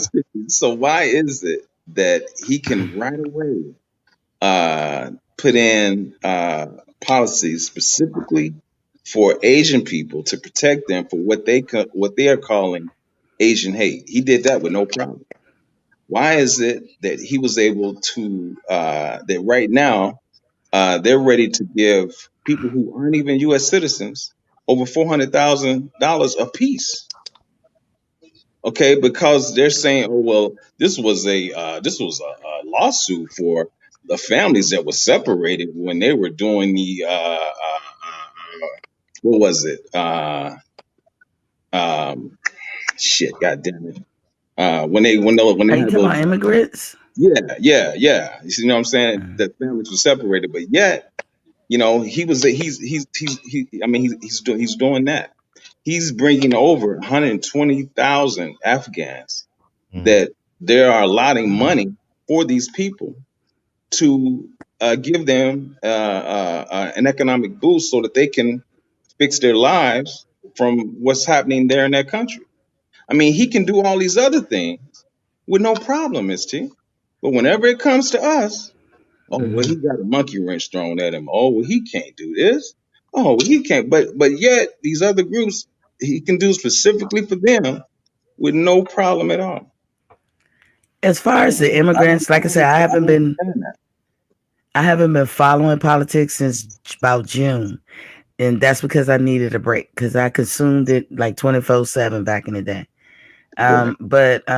But my answer to that would be, with the immigrants, what he's doing is no different from any previous president. I ain't saying it's right. I ain't saying it's wrong. That has always been the case. When Asians came over before, when Latino, you know why Latinos mostly be Republicans? Because that was a strategy to bring them over to make them voters. Of Everything is course. a strategy for people to stay in power. Yeah, Latinos are When I look at until they get their nigga moment, then they want to talk about right, we together. right. You're right. So again, like with whenever they do things that specifically, cater to black people, and I'm gonna go with the voting No, rights, the civil rights, 64 and 65. A lot of stuff came out of that, like discrimination laws, equal opportunity, all this stuff. That didn't just help blacks. It always be the case like that, exactly. That's what I'm saying. But other people benefit from that. Other groups but it benefit was from that, just spearheaded. specifically for us. But it was spearheaded That particular Voting Rights and Civil Rights Act was spearheaded because of us. It just wind up opening the door. If you read the Constitution and if you read most laws of any states, there is a way that they write these things, and it's ambiguous in nature, right? And it's done that like that for a reason, so that nothing can be locked in. So it has to be written in a way that is for everybody. It always has to be written like that. So we're judging what they're doing based on, all the stuff that we have put up with all these years. But we see, I look at the glass half full. I look at it like it is getting better because they are starting to recognize the black voting bloc as something significant. There was a time when we didn't even matter at all. Why we didn't matter at all? Because if you took 100 black people back in the 80s and you say how many people of that 100 is voting, probably 20 people. So if 20 people are voting, that's not enough. That's what I mean by muscle. I know what it looked like, and it does look like that. So I'm empathetic to everything that you're saying. But all I'm saying is we can't be apathetic in our approach. And that is something that's reigning supreme nowadays. You cannot be apathetic. You got a president, but he don't have a Congress to work with him. Obamacare is a good thing. It's a good thing for a lot of people. But it wouldn't happen if Obama didn't have enough people to get that vote through. So, I mean, it'd be looking like that, Champion Heart. But what's going on is not different from what has always been going on. Does that make it right? The needle is moving slowly. Justice turns slowly. Do I like that? No, I don't. I do not like that. But what I can't do is not play my part. Kind of like when I give a bum on the street $20 and somebody say, oh, he's going to drink that up or he's going to smoke that up. That's not my problem. My part of it was to give him the $20. Now, what he do with that is what he do with that. So my part is to go vote. And I'm going to vote my conscience. And I'm going to vote for somebody who's standing for all of us, not just me. But I can't make others feel that way. Well, Ms. T, we this that and that's the problem. We need tangibles.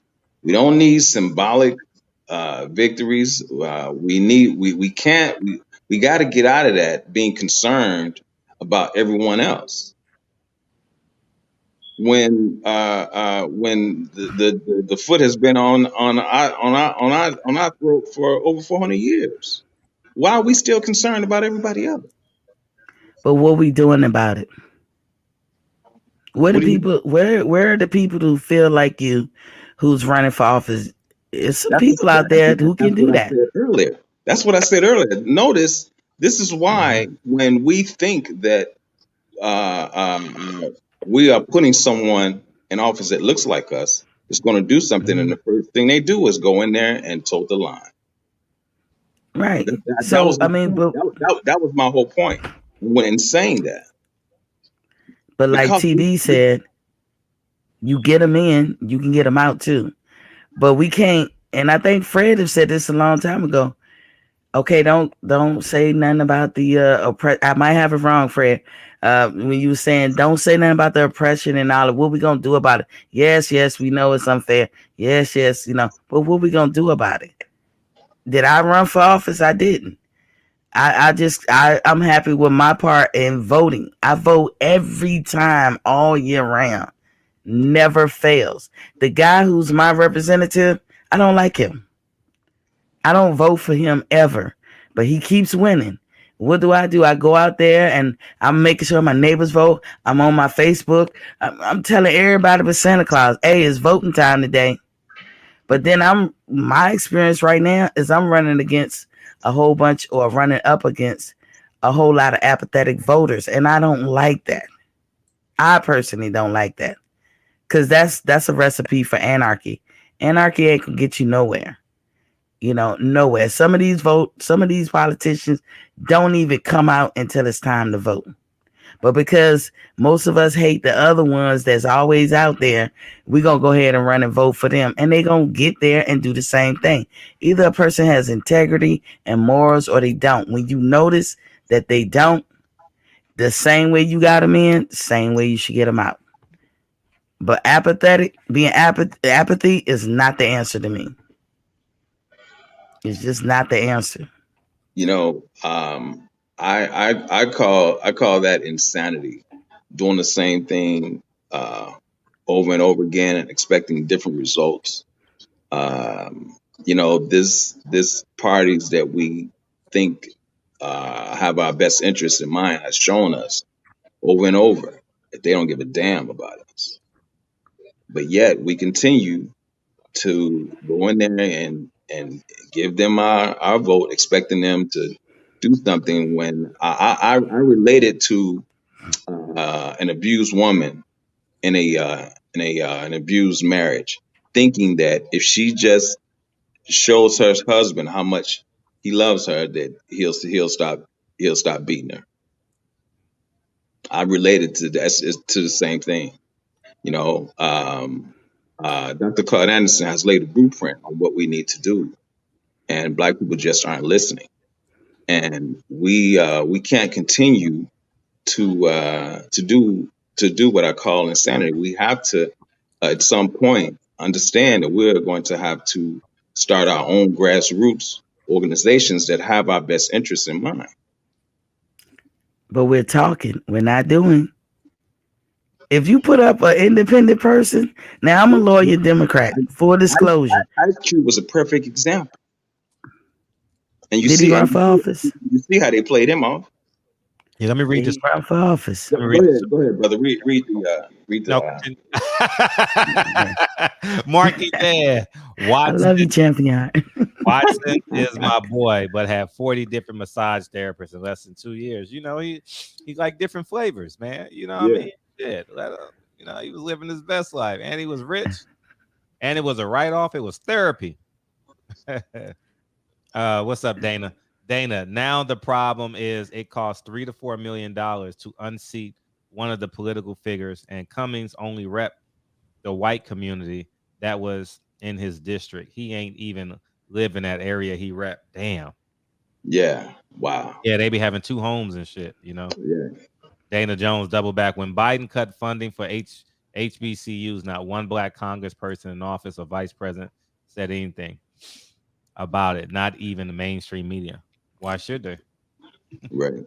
Now, for real, I don't know that to be true or not. Again, I've stopped watching politics or reading about it ever since June. I needed a break, but I will look that up because I don't know nothing about that. I haven't heard nothing about that, but I'm not saying it's not true.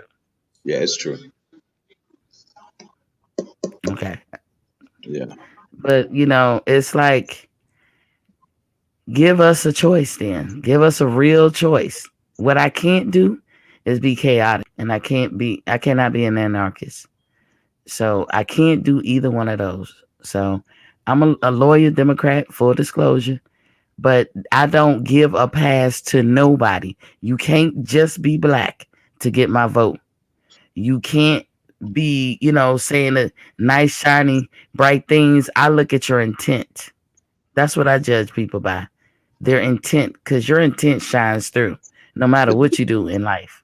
But didn't Biden tell Black people he wasn't going to do nothing for us? Didn't he tell you that? I mean, that was he didn't pull any punches about that. He told you exactly. Him and But Harris. has he done things for Black people?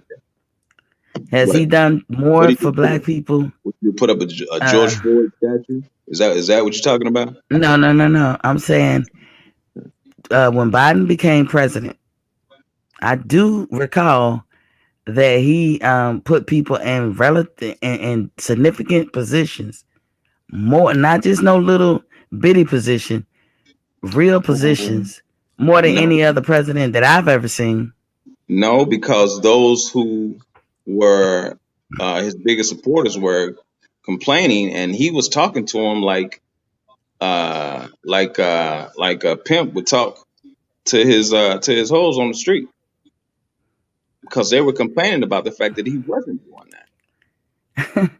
I Jackson said, I even think Fred played the audio on the show. I don't know if you probably weren't here at that time, but Fred actually played the audio. Yeah, he actually played the audio on the show. A lot of people don't like Kamala Harris. but she's a vice president. When has that ever happened before? Look at the powerful positions in the Department of Justice that's held by black folks, that's held by Asian folks. I've never seen a president do that. I've heard a lot of presidents talk about it, but I've never seen a president do that. I'm not saying he gets a pass. I would not cake for Biden, but I'm just saying I don't see him the way a lot of other people see him. I see a man who tries to do whatever it is he said he was going to do, but he don't have the muscle. That's what I see. I don't see how he had a muscle. A president doesn't have as much power as people think that he does or she does. They just don't. There's people in Congress got more power than him. I mean, it's all good. It's all good. Champion Hot, I love you, brother. You know, And I respect you. I respect you. I can respect how people feel because I always say it is what it look like. Right. Somebody said something about the crime bill. And I said this on Kyle's show. The crime bill was written by Ronald Reagan in his first term. Now, can we say Bill Clinton should have known better we talking 1992 now. We ain't talking about 2021. We talking about 1992 when he did what presidents typically do. Now, do I like that? But it's the status quo. If you had made president in 1992, you would have did what he did. Ronald Reagan wrote that crime bill, and it had to go through all this minutia to get signed. But the crime bill written by on an executive level in the government, United States government, has no teeth. When it has teeth is when it goes to the state, who made it more critical than what the original crime bill said. Now, we can look back and say, Bill, why you signed it? But I'm looking at it like he did what most presidents do. He signed it 2 months after being inaugurated. So this thing about the Clintons made up the crime bill, that is not true. What made it to the way we see it was states, because they have power over domestic and civil stuff, not a president, not executives in the government. They just don't. And I think part of our problem is we don't know how our system of government works. I'm sorry. Biden has bragged about his involvement in the crime bill. Yeah. The thing is that Biden's legislation goes back even further than the crime bill. A lot of people go to the crime bill, but if you go back to the 70s with him and his mentor, Strom Thurmond, who was a well-known racist, there were policies then that affected us in a negative matter. So, a lot of people go back to the crime bill, but they forget about the stuff that him and Strom Thurmond did, in the 70s. My point is that, they like to say, oh, well, Trump this and Biden that, but Trump didn't, although Trump said racist stuff or stupid stuff, he didn't have any legislation that affected us the way Biden's legislation has affected us in the negative. You understand? That's my point. Him calling for the execution of the Central Park Five, he didn't have any legislation behind that. That was just a rich dude putting out a newspaper ad in the paper, but there was no legislation behind that.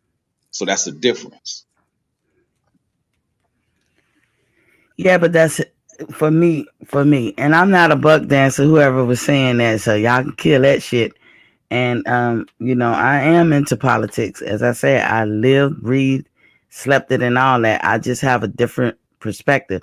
I do not like chaos, and I do not like anarchy, and I do not like people mixing contemporary times with the past and everything, because it's not fair. I can't look. You wouldn't want me to judge you for what type of man you were in your 20s.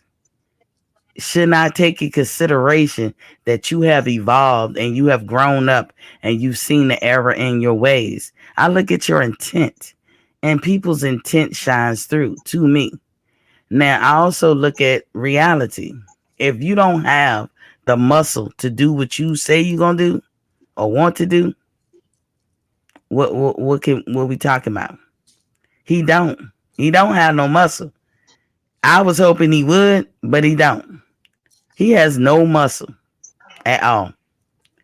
And y'all giving him responsibilities that he don't have. It's the way the Constitution is written. Presidents do not have power over civil, and domestic situation. That's your governor of your state. That's your governor of your state. Dana Jones says, y'all all in for Biden with this crime bill. Biden wrote it, and trust me, they used it in Baltimore City to make money off black and brown low income. No, he didn't. That was Ronald Reagan. But go ahead. Terrence Bailey says Biden was the chief architect of the crime bill. Come on, Miss T. You're doing a lot of misinformation. No, he didn't. That was Ronald Reagan. No, that's not true, Miss T. Did he work with it? I don't know. Who wrote it? It happened in the first term of the Reagan administration. But nobody want to admit that. You know, I'm not going to vote Republican because they telling me to my face I ain't nothing and I have no value. I'm not voting for them. And I'm not voting for somebody who just come around like Jill Stein only when it's time to vote for when she running for office. Give us somebody or run for yourself, as Joe Madison would say. Then what you going to do about it? That's how I feel. What you going to do about it? I told you my position, what I'm going to do about it.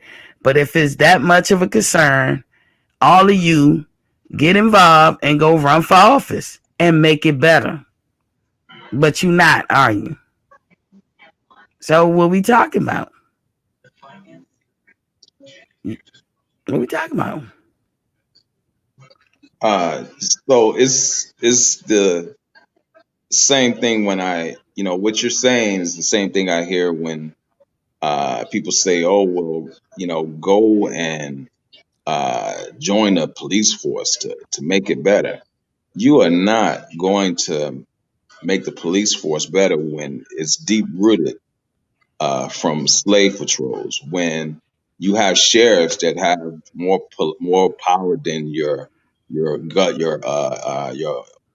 politicians, and you can even look at Chris Darden, who thought that way and thought that he could go in and fix the problems and begin to report the corruption, and you see what they did to him. Who are in positional authority? I don't doubt what you're saying, Champion Heart, but who is in positional authority when it comes to police brutality and, the senseless killing of our young black men? Who do we make our complaints to, or where do we go to change that? Because I know, but I want, I'm asking you. 1 second. President Yafor says congressmen are legislatures for our law. Joe Biden was his legislator for the 88 and 94 crime bills. He said out of his own mouth. I have the clip. I was going to play it. That way we can speak to the broader audience. Marky Dan, Biden told us we not black if we don't vote for him. I just want to. He did say that. I just want to layer the conversation. By the way, your mic sounds amazing, Miss T. Oh yeah, I had to upgrade. Damn! I had to upgrade. Shouldn't have to cost more. I had to upgrade it. I think this is it because I think I played it during the campaign. But I could be wrong. But Roland Curtis said, but Ronald Reagan wasn't the president in 92. I know. I said he signed it 2 months into. I voted for the 94 crime bill. You ashamed of that bill? Not at all. In fact, I drafted the bill. There it is right here. Another thing about how perspectives change over time. Bobby Rush, member of Congress, said the other day, I'm ashamed that I voted for the 94 crime bill. You ashamed of that bill? Not at all. In fact, I drafted the bill, as you remember. I know that. And by the way. There you go. So when was that, Fred? This is the interview, April 19th, 2016. Okay. But Reagan, Reagan you said 88? 92. Huh? but no, I'm just reading. Roland, what's up, Roland? Yeah, we gotta do something with Maxine Waters. But Ronald Reagan wasn't the president in 1992. Correct. Clinton signed it a couple of months and after his inauguration, as most presidents do. I didn't say he was right to do it. You know, where the teeth come from? The teeth come from, see, you can have a federal law and you can't rescind the federal law, but you can make it stricter. And that's where the states come into play. But so like the question that I asked about if you have police brutality and stuff like that, and because that seems to be the overwhelming problem right now, the senseless killing of young black men for nothing. Where Sports, do you go to fix that problem? Sports Express podcast. This lady is what Democrats love. Just vote and get nothing. You making excuses for Biden. He signed an executive order for Asians, nothing for us. I'm not making excuses. I'm a loyal Democrat and I got my reasons. But I vote all the time. So what do you do? Do you vote? Mr. T, let me answer the question. That's your Yes, question. sir. All right. What do you think about DACA? What do I think about who? DACA? Yeah. I have no problem with DACA. You talking about the policy that was put in place to make people who were brought here since they was kids to become citizens? Well, it's not actually in place, but the proposed legislation. Well, it was in place when Obama was president because he made an executive order. But once he got out of office, it had no teeth, right? Yeah. It was an illegal thing when he did it, but go ahead. The fact that he could do it, I guess it wasn't illegal because he made an executive order. No, he couldn't do it. Well, why did he do it? Why was he able to do it? Because Democrats have an issue with doing stuff that's not constitutionally correct. You can't always say that. He did it. He did it. It had teeth. And it was the rule during his time. Let's move on. What do you think about it? I don't have a problem with it. So a kid who come here who's since they was a kid, like 5 and 4 and 3, whatever, or 8, I don't know if it's cut off for that age, but if they came here and that's all they know and that's a pathway to citizenship, I have no problem with it. So what if I told you that since that the Democrats have been pushing this whole agenda, that people have these people that have been rolling into the country. Now granted, I'm as black as they come. I'm not going to sit here and try to say, you know what I'm saying, that this country, you know what I'm saying, this land belongs to us. It belongs, you know what I'm saying, pull that white people stuff. But when these people come to the United States, what communities are they going to? They either creating their own communities or they're going to poor communities when they come in here. Poor black communities, correct? Could be black communities. Okay. So that being said, historically black communities who have a historical distinction, and that is something that we work for, and they come into our community and they end up flooding it with themselves and taking away the historical black designation. What are we supposed to do about that? I don't know what you mean by designation. I come from the oldest African American free black community in the United States still in existence. Mm-hmm. I sat there and I watched yesterday the school bus that used to at the bus stop when I was a kid going to school. I sat and I watched that bus stop come in and unload the kids. Out of 44 kids that got off that bus, 2 of them were black. Okay. From the intersection of Higgins and which I don't expect y'all to understand what these places, but I want you to understand what I'm saying.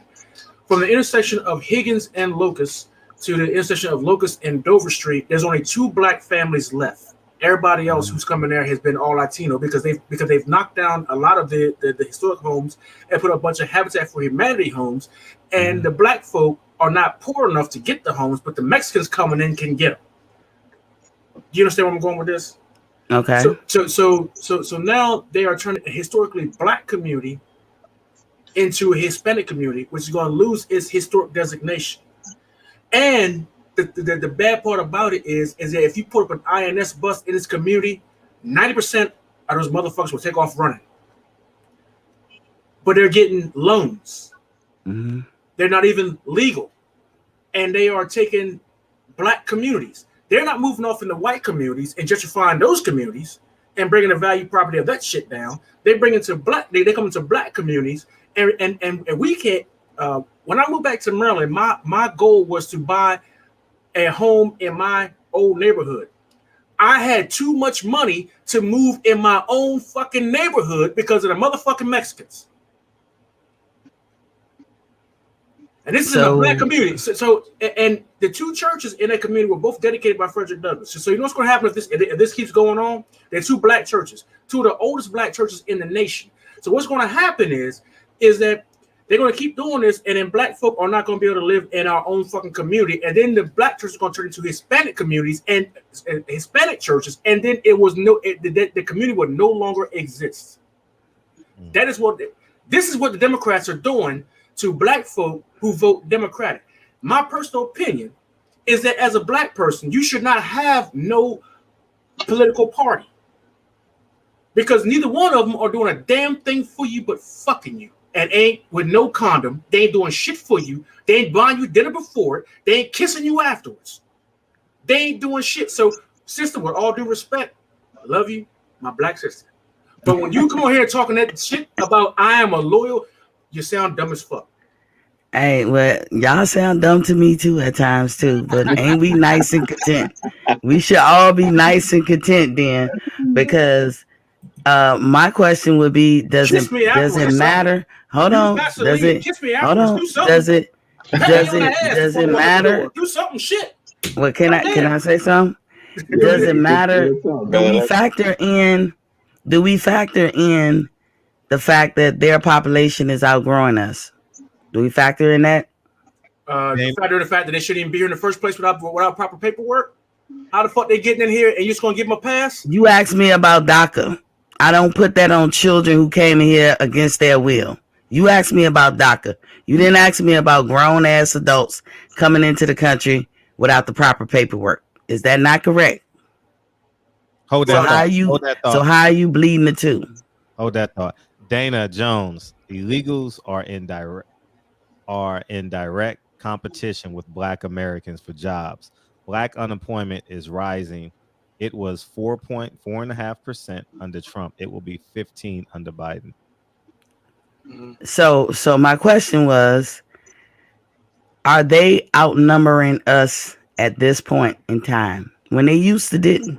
When I was a child, we outnumber all minorities. But there has been a switch. So I'm gonna let you answer that. Are they outnumbering us? Depends on where you are.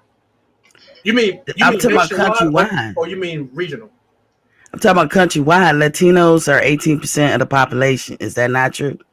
They're outnumbering us.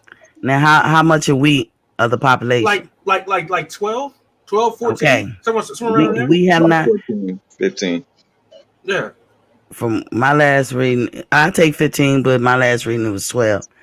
So if they are outnumbering us, then I ask the question, why are they outnumbering us? It's strength in numbers.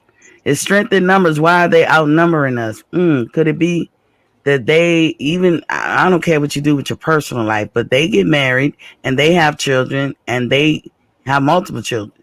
Black people don't do that. Black people don't do that. We ain't gonna point the finger at just women, and we ain't gonna point the finger just at men. But the point is, they outnumbering us. So, like you said, if you put INS at the bus stop, a lot of them will be running for the hills. But just like Joe Madison say, what are you gonna do about it? What you gonna do about it? Messenger 215 put a comment in the chat, which makes a whole lot of sense. They don't believe in abortion, whereas black folk have bought into the white system of killing babies. So that's another issue. They got no problems. You wonder why them little Mexican girls is built funny? Because they stay pregnant. That's why they built funny. You know what I'm saying? Okay. You know what I mean? Because they stay pregnant. they believe in playing some Teddy Pendergrass and closing the door. You know what I'm saying? Well, black folk want to close the door and then go to the clinic and close that door too.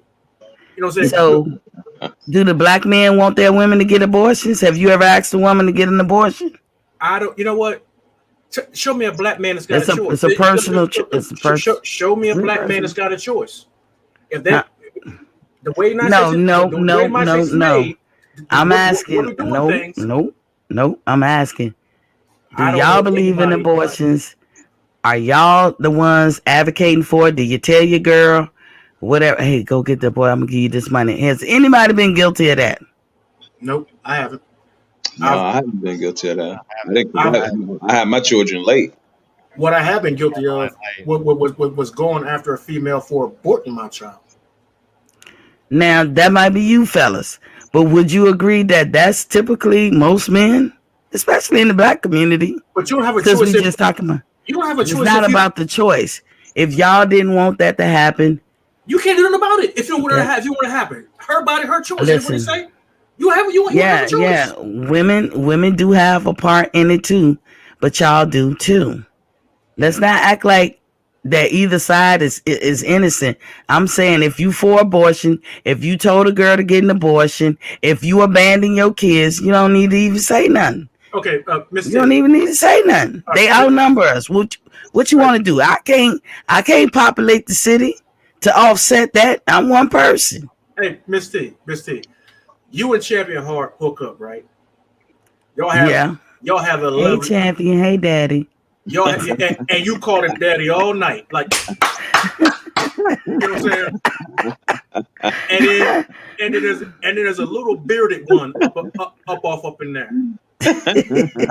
He wants it, you don't. Who has the leverage? Yes, I can have the leverage. Yes, I can. But it don't stop there. It doesn't stop there. So when you did that, I don't know what that meant. It's both sides to that. But my whole point is, this is what's going on. They outnumbering us. There's strength in numbers. And I came on here and told y'all, my problem is with apathetic voters. I know who my congressman is. You just said you was an apathetic voter, though. Was I? Yes. You said, no, I'm not. You were saying that the whole other listeners, like you use an apathetic voter.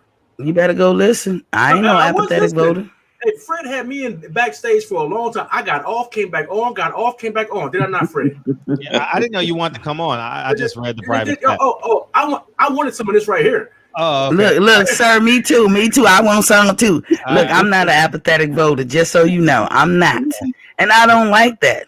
Now, if you talking about when I was 20 and didn't know no better, okay, I'll give you that.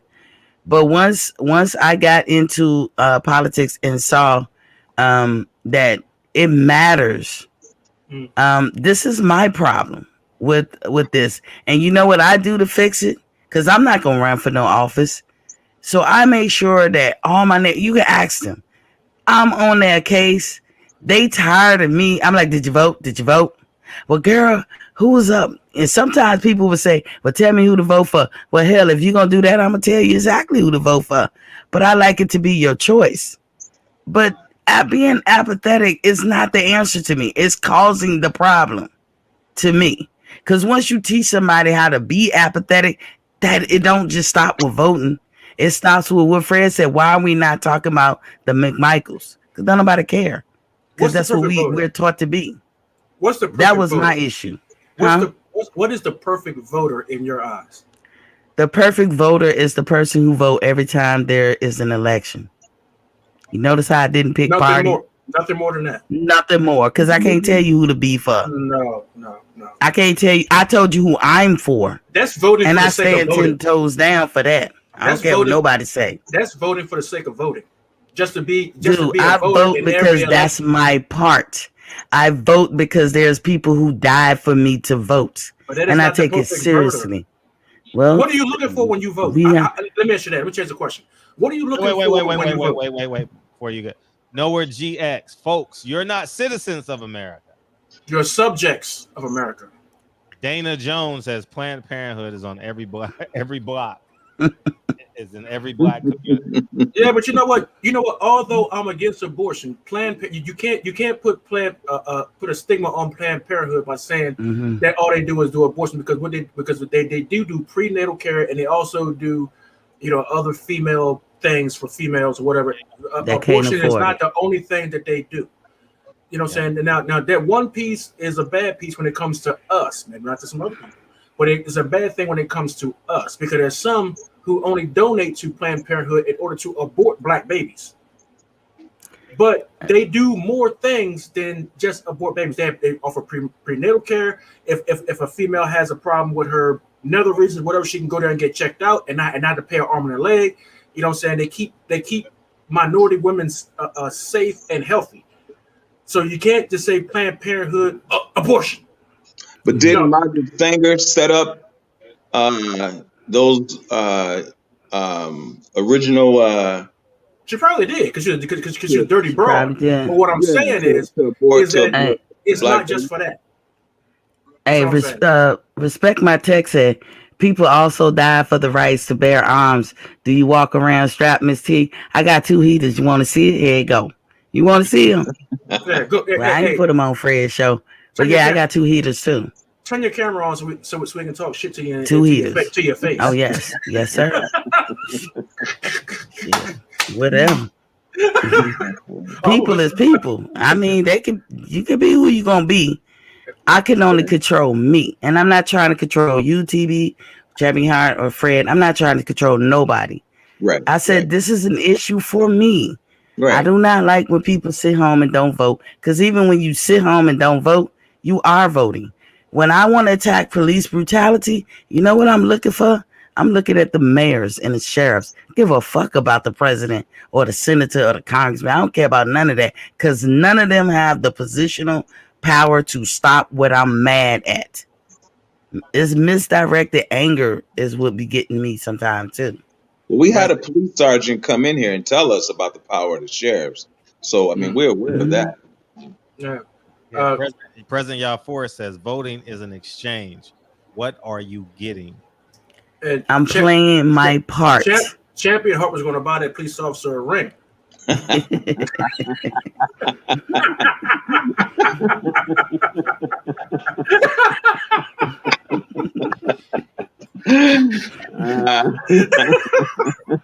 that motherfucker came on the show and told on himself.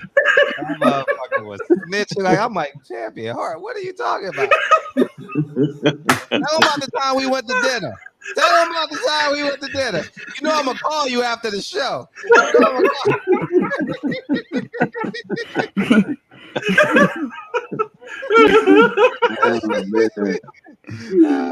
Boxer said he used to rock with me, but he hope Cruz get, I guess, knocked out. That's okay, King.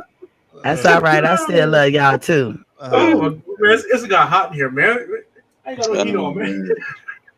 It's all good, fellas. I mean, I gotta respect what y'all believe, and I would hope y'all respect what I believe. But I see it differently. Yeah, well, see, the whole thing is that you have to spawn a group of responsible voters, and we talk about when you got folks say, I'm sorry, champ. When you got folks say, go ahead. I'm sorry. When you got folks say, well, I'm a dedicated individual to a certain camp or whatever. You know, right there, that's red flags. Because to you, no. I'm gonna tell you why. Listen to me. I'm tell you why. Because that automatically tell you right there that you're not open to new ideas, you're not open to new purpose, and you're not open to new progression. Because if you are saying that you are only dedicated to one camp, then that means that regardless of whatever's coming from the other side or somebody who's neutral, you don't want to hear it because it's not coming from your club, it's not coming from your group, it's not coming from your clique. So you are all that we talk like that automatically. Boom, everything the person say out the window. We can't co-sign that because you're not open to new ideas, you're not open to progression, you're not open to moving forward, you're not open to doing anything because you have a cliquish mentality. You are, you know what I'm saying? You have a clique. You are so wrong, sir. And if it's not coming from your clique, you don't want to hear it. You're so wrong, sir. But could it possibly when you say that, that's what sounds could it possibly be that I'm happy where I'm at? And if somebody wants me to change, then make me change. Say something that makes sense. why do One somebody? One second. Marky Dan, bring on another female. Y'all ganging up on Miss T. It's all good. I'm say No, Fred. by no I'm like means. you. I stands by it. By no I'm Yeah. 10 means. toes down. We banging up on Miss T. She like, this is No, they my not. product. No, they not. I love these guys. I stand by. It's my product. Anthony Bolden says, even though Latinos represent 18% of the population versus our 12, the 12% of black voters participation hovers around 80% versus only 50% for Latino. This means black people carry Democrats.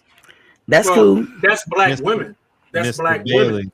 And Mr. I'm one Bailey, of them. Urban Renewal canceled your purchase back in the 60s plus redlining. Plus redlining. What are you talking about? Cancel. I'm gonna suggest this book called canceled your purchase, like you can't buy property. Yeah, right.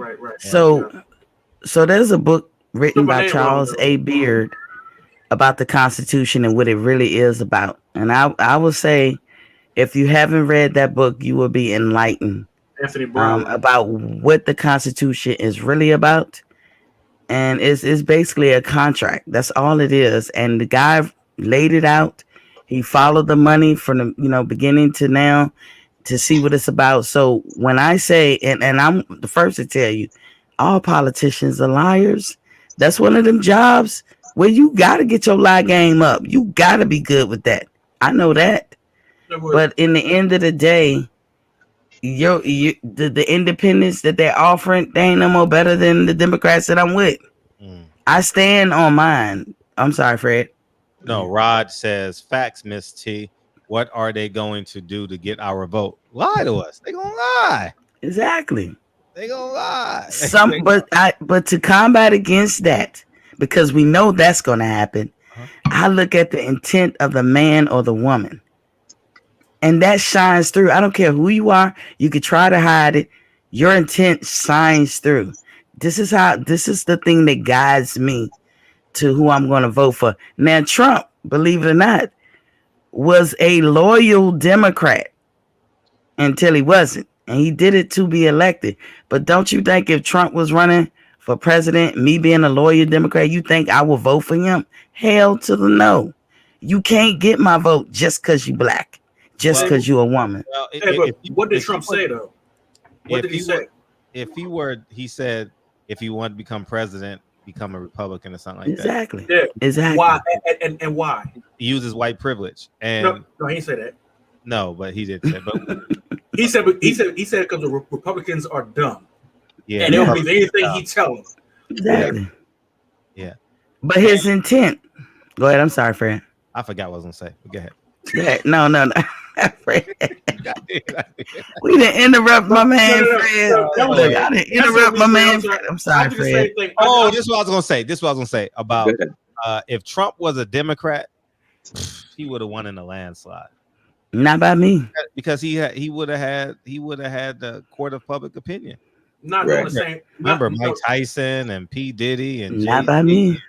We say that now because we've had 4 years to understand who he was and who he is. But in 2015, Jay-Z was putting them in songs, Yeah, but I didn't care about that. And I remember the 5 that went to jail or whatever, or that ad he put in the paper. Yeah. See, I remember that. I remember him going to court all the time trying to explain his racial views and actions when it came to his buildings. That right there is enough for me. He would have never got my vote. Well, he would not have won in the Democratic Party because the Democratic Party is full of more college educated people, and they would have saw through his bullshit. The Republican Party has a bunch of more people who are less educated. And the brother in the super chat, if you want to read the super chat for Mr. Bailey, 80% does include black men and women. No, in the Democratic Party, those who elected Joe Biden overwhelmingly in the Democratic Party were black women. That's true. Go back and look at the demographics. That's true, but a lot of black men did vote too, not as much as women. But overwhelmingly, black women were the ones that put Joe Biden in office. Y'all remember he was losing to South Carolina. He was losing. That was gonna be it. And then Claiborne came in. Mm-hmm. And it was black women. Because if you look at the black folk and college demographics, black women are going to college and graduating from college in higher numbers than black men. Right. This Closing arguments. Kyle about to go live. Closing arguments. Who wants to go first? Champion Heart, you want to go first? Yeah, let me go first, man. Yeah. I'm gonna try and cover everything that we went over. Let me see. Let me get my thoughts together. I didn't really want to talk about politics, but it went that way. Politics is on the same line of religion. People live and die by what they believe. And it's and when it's a fabric of someone's life, you can't attack that because they feel that their life has been a lie because they've clung on to it for so long. You know what I'm saying? And that goes for religion and politics. So it's hard for them to let go what they think is the truth. So I'll say that on that. What else we talk about? Again, I don't want to repeat myself on the whole white supremacy thing. Like I said, we're talking about a system, not a person, and that's different. White supremacy is systemic. You know what I'm saying? It has nothing to do with the person. Now there are people that have the mentality that believe in that system, and that's and they've been labeled as white supremacists because they believe in the system. You know what I'm saying? But so that's what that means. And on the tank thing, and I'm sorry, the Rollie thing, I put that in the same demographic with the whole Cosby thing. All those women that came out and the stories began to fall apart one after the other, over and over again, to the point to where there had no evidence, and they ended up going with a case where she said that he groped her or something like that. All those other women, they made a big 60 women, but yet all their stories fell apart. Even Janice Dickinson said she was trying to sell a book. So the situation with Rollie, I don't know. We'll see how that's going to play out. Hopefully, it'll be in his favor. But if he did it, he's going to have to deal with what he's done. As far as Tank, I mean, we saw that, so we don't know how that's going to play out. But we saw that. But yeah, that's about all I got on that. Thank you, Miss T.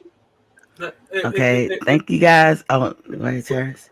Fred, let the sister go last and let her round it out. Let me go ahead and go because she had like the post to say. So if you don't mind, yeah, that's cool. Yeah, go ahead, brother. All I want to say, man, is when you just doing this voting thing, man, as black folk, we shouldn't be having no loyalty to none of these daggone camps. You know what I'm saying? None at all. They ain't got no loyalty to us. You know what I'm saying? You tell me which one of these camps has held their promises to us in any way, form, or fashion. The Asians got a bill in short fashion. The Native Americans have gotten multiple payouts over the years. And Obama got in office and said the black folk don't need nothing. Obama does not even come from the transatlantic slave trade. He has no business speaking on what we need and what we don't need. You know what I'm saying? So these organizations, and you can't even depend on the independent camp because they typically vote Democratic. It's independent in name only. So myself and my family, we've gotten involved and started endorsing candidates or whatever, you know what I'm saying, that we feel like has our best interest at heart after having heart-to-heart conversations. And we don't have one or two conversations, but we maintain a relationship with these people. You know what I'm saying? And I say that the LDBC as an organization, if it's not an LLC, 78, if it's not an LLC or a corporation, it needs to be, and needs to start getting into getting into that field and utilize its power, because that power yields or wields a whole lot of things. Right, grassroots organizations. Yeah, grassroots organizations. And how many people are in the LDBC? Fred, how many views you get per month? At least a lot, 100,000 to 1 million. Yeah. And we're not even going to talk about how many Blue gets, or how many Black gets, or how many Drew gets. Right. Now, you know what I'm saying? So you put all, and how many that 78 get. Now you put all that together or whatever, and you put that in an LLC. You bring all these brothers and sisters in under one umbrella, and then you start using that. That is political power. Right. You know what I'm saying? So when you talked about what's going on with Suleiman doing his bullshit and Bob Arum doing his bullshit or whatever, and you got somebody that's running for office in Las Vegas, and you got somebody that's running for office in Connecticut, where they have those fights at, California, New York, Maryland. You can grab hold of these candidates and you say, hey, look, we are the LDBC. I want to know what your platform is. And guess what? They got to listen. They got to listen. And they got to make the circuit on here.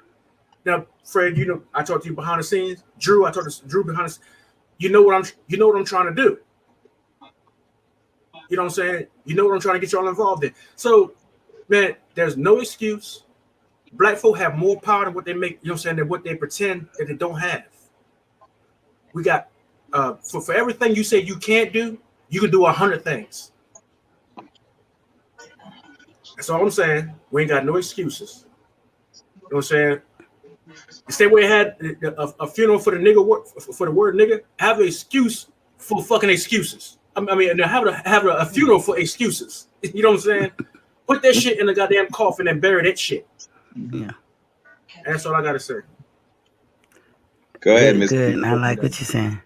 Okay, I'm gonna say this. I'm not embarrassed about being a Democrat. I come to my decisions based on my life experiences, where I've been, and I lived all over the world, and I lived here. And my thing is what Joe Madison said, what are you gonna do about it? I also listen, like when Fred said, I'm not singing the song like you just said, TB, about excuses. We know that XYZ is gonna happen. Now what you gonna do about it? So I'm gonna judge people by their intent. It doesn't mean people automatically get my vote. If I don't believe what you believe, then we just have to agree to disagree. I'm not mad at you. I hope you're not mad at me. But if you are, I'm gonna still be me. I don't give a damn what y'all say. So I'm just saying that to stand on my 10 toes. If you want me to vote for someone else, make it make sense. You know what I'm saying? Because what I don't like is chaos, and I don't like anarchy, and I don't like misdirected anger. I do not like it because it serves us no purpose.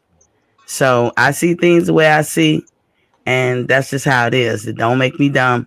So to some of y'all who say that, or like NO Boxer said, I guess he done with me. You don't have to be done with me, sir. Yeah, I still love you, but I'm not gonna change for you, just so you know. So that's all I can say. You vote, but don't be apathetic. Get out there and vote, because even if you don't vote, you're still voting. That's all I say.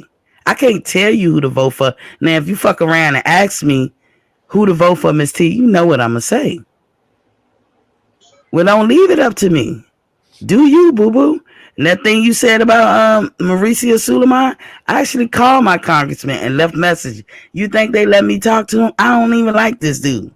He sent me letters all the time, but I called because he had a nonprofit and he was operating outside the guidelines of a nonprofit. Do I think that did a hill of beans? I don't know, but I did my part. You can't worry about what happens after you do your part. That's all I can say. So I respect you guys for your opinions and how y'all feel. I hope you can respect me for mine. That's all I gotta say, Fred. Still love you. Well, part 2 is coming real soon. And I thank y'all for coming in. Thank y'all, man. I appreciate it, the conversation. You know Most what I mean? definitely, And, you know, I just want results, tangible results. I don't. right. That's what we need. Republicans, Democrats, Independents, someone acknowledge us and give us what we've been deserving for years. You know, so yeah. So I mean, Obama didn't do it, but we're gonna play this song and get the hell out of here. Thank you, Miss T, for coming in there. Thank you for Most coming back. definitely. I had fun, fellas, and I love y'all. So don't think I don't love you. Appreciate y'all. Go support Miss T channel, y'all. Oh, we got to do a drive. Yeah, we should have been posting the channel while we were doing that. That's what I did. Yeah, next time we'll do it. We'll get you 500 subscribers. What's your channel, Miss T?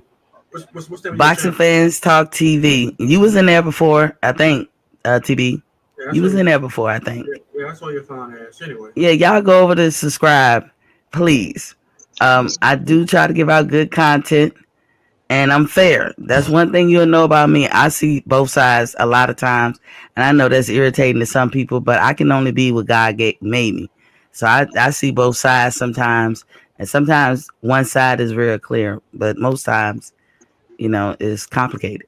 Yeah, there it is. It's in the chat. Go subscribe. Yes, please. Hey, Champion Heart, you got a channel? No, you know what, man? I've been thinking about doing a cooking channel, man. On that note, I got skills like that. Yeah. What about grilling? Fred said, on that note. I'm telling you, man. Well, go ahead and do it, Champion Heart. Women love a man that can cook. I'm telling you. Yes, we do. Yes, we do. Amen, Champion Heart. Amen. Fred said, on that. Fred a dirty ass dude. He said, on that note. Hate ass Fred. Hey, Al, hey, Fred, they over there hating on Al Haymon. Hey, look, I'll the blame for everything, Fred. He shut my internet down yesterday.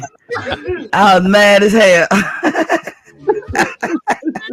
That was funny. He said on that note. I hate it for everything.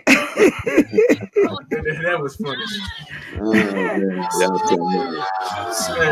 Hey, man, I appreciate you letting me on, bro. I appreciate you, TB. Appreciate you, Champion. All right, man. Appreciate you, Fred. Happy Veterans Day to everybody. Happy Veterans Day. Right. Yeah, ditto. Peace.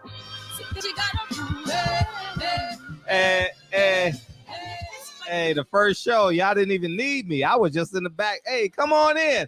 Respect my tech. What to do? INO Boxing President, y'all for Jay Gibson. Let me turn this up a little bit more.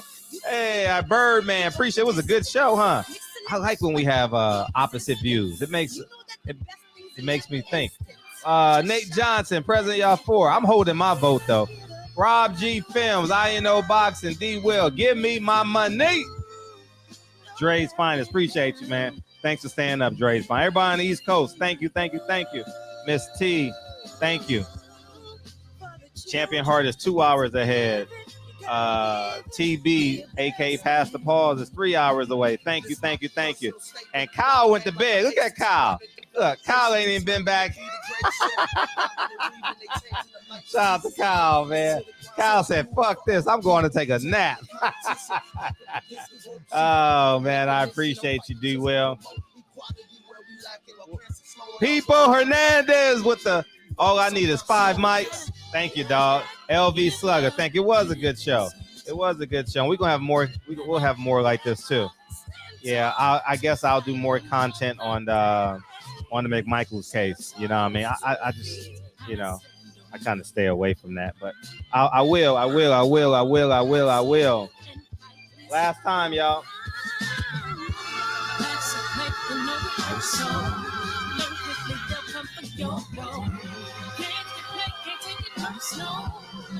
Cause the devil is a liar. I'm telling you the truth. all in what you do. Hey.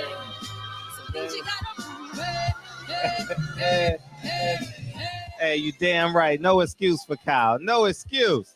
We on the left coast. Kyle, keep your butt up. Anyways, man, I love y'all. Mayana, man, we got Duncan Pender Hughes coming in. He's a comedian. He's on Craig Facts. Craig Fact comes on 4:30 Pacific Standard Time. Please go watch that show. Hilarious. 7 men in a bat cave. 7 men in a bat cave having a great time. 7 to 10 men every Tuesday, Thursday, man. I appreciate y'all, man. Thank y'all.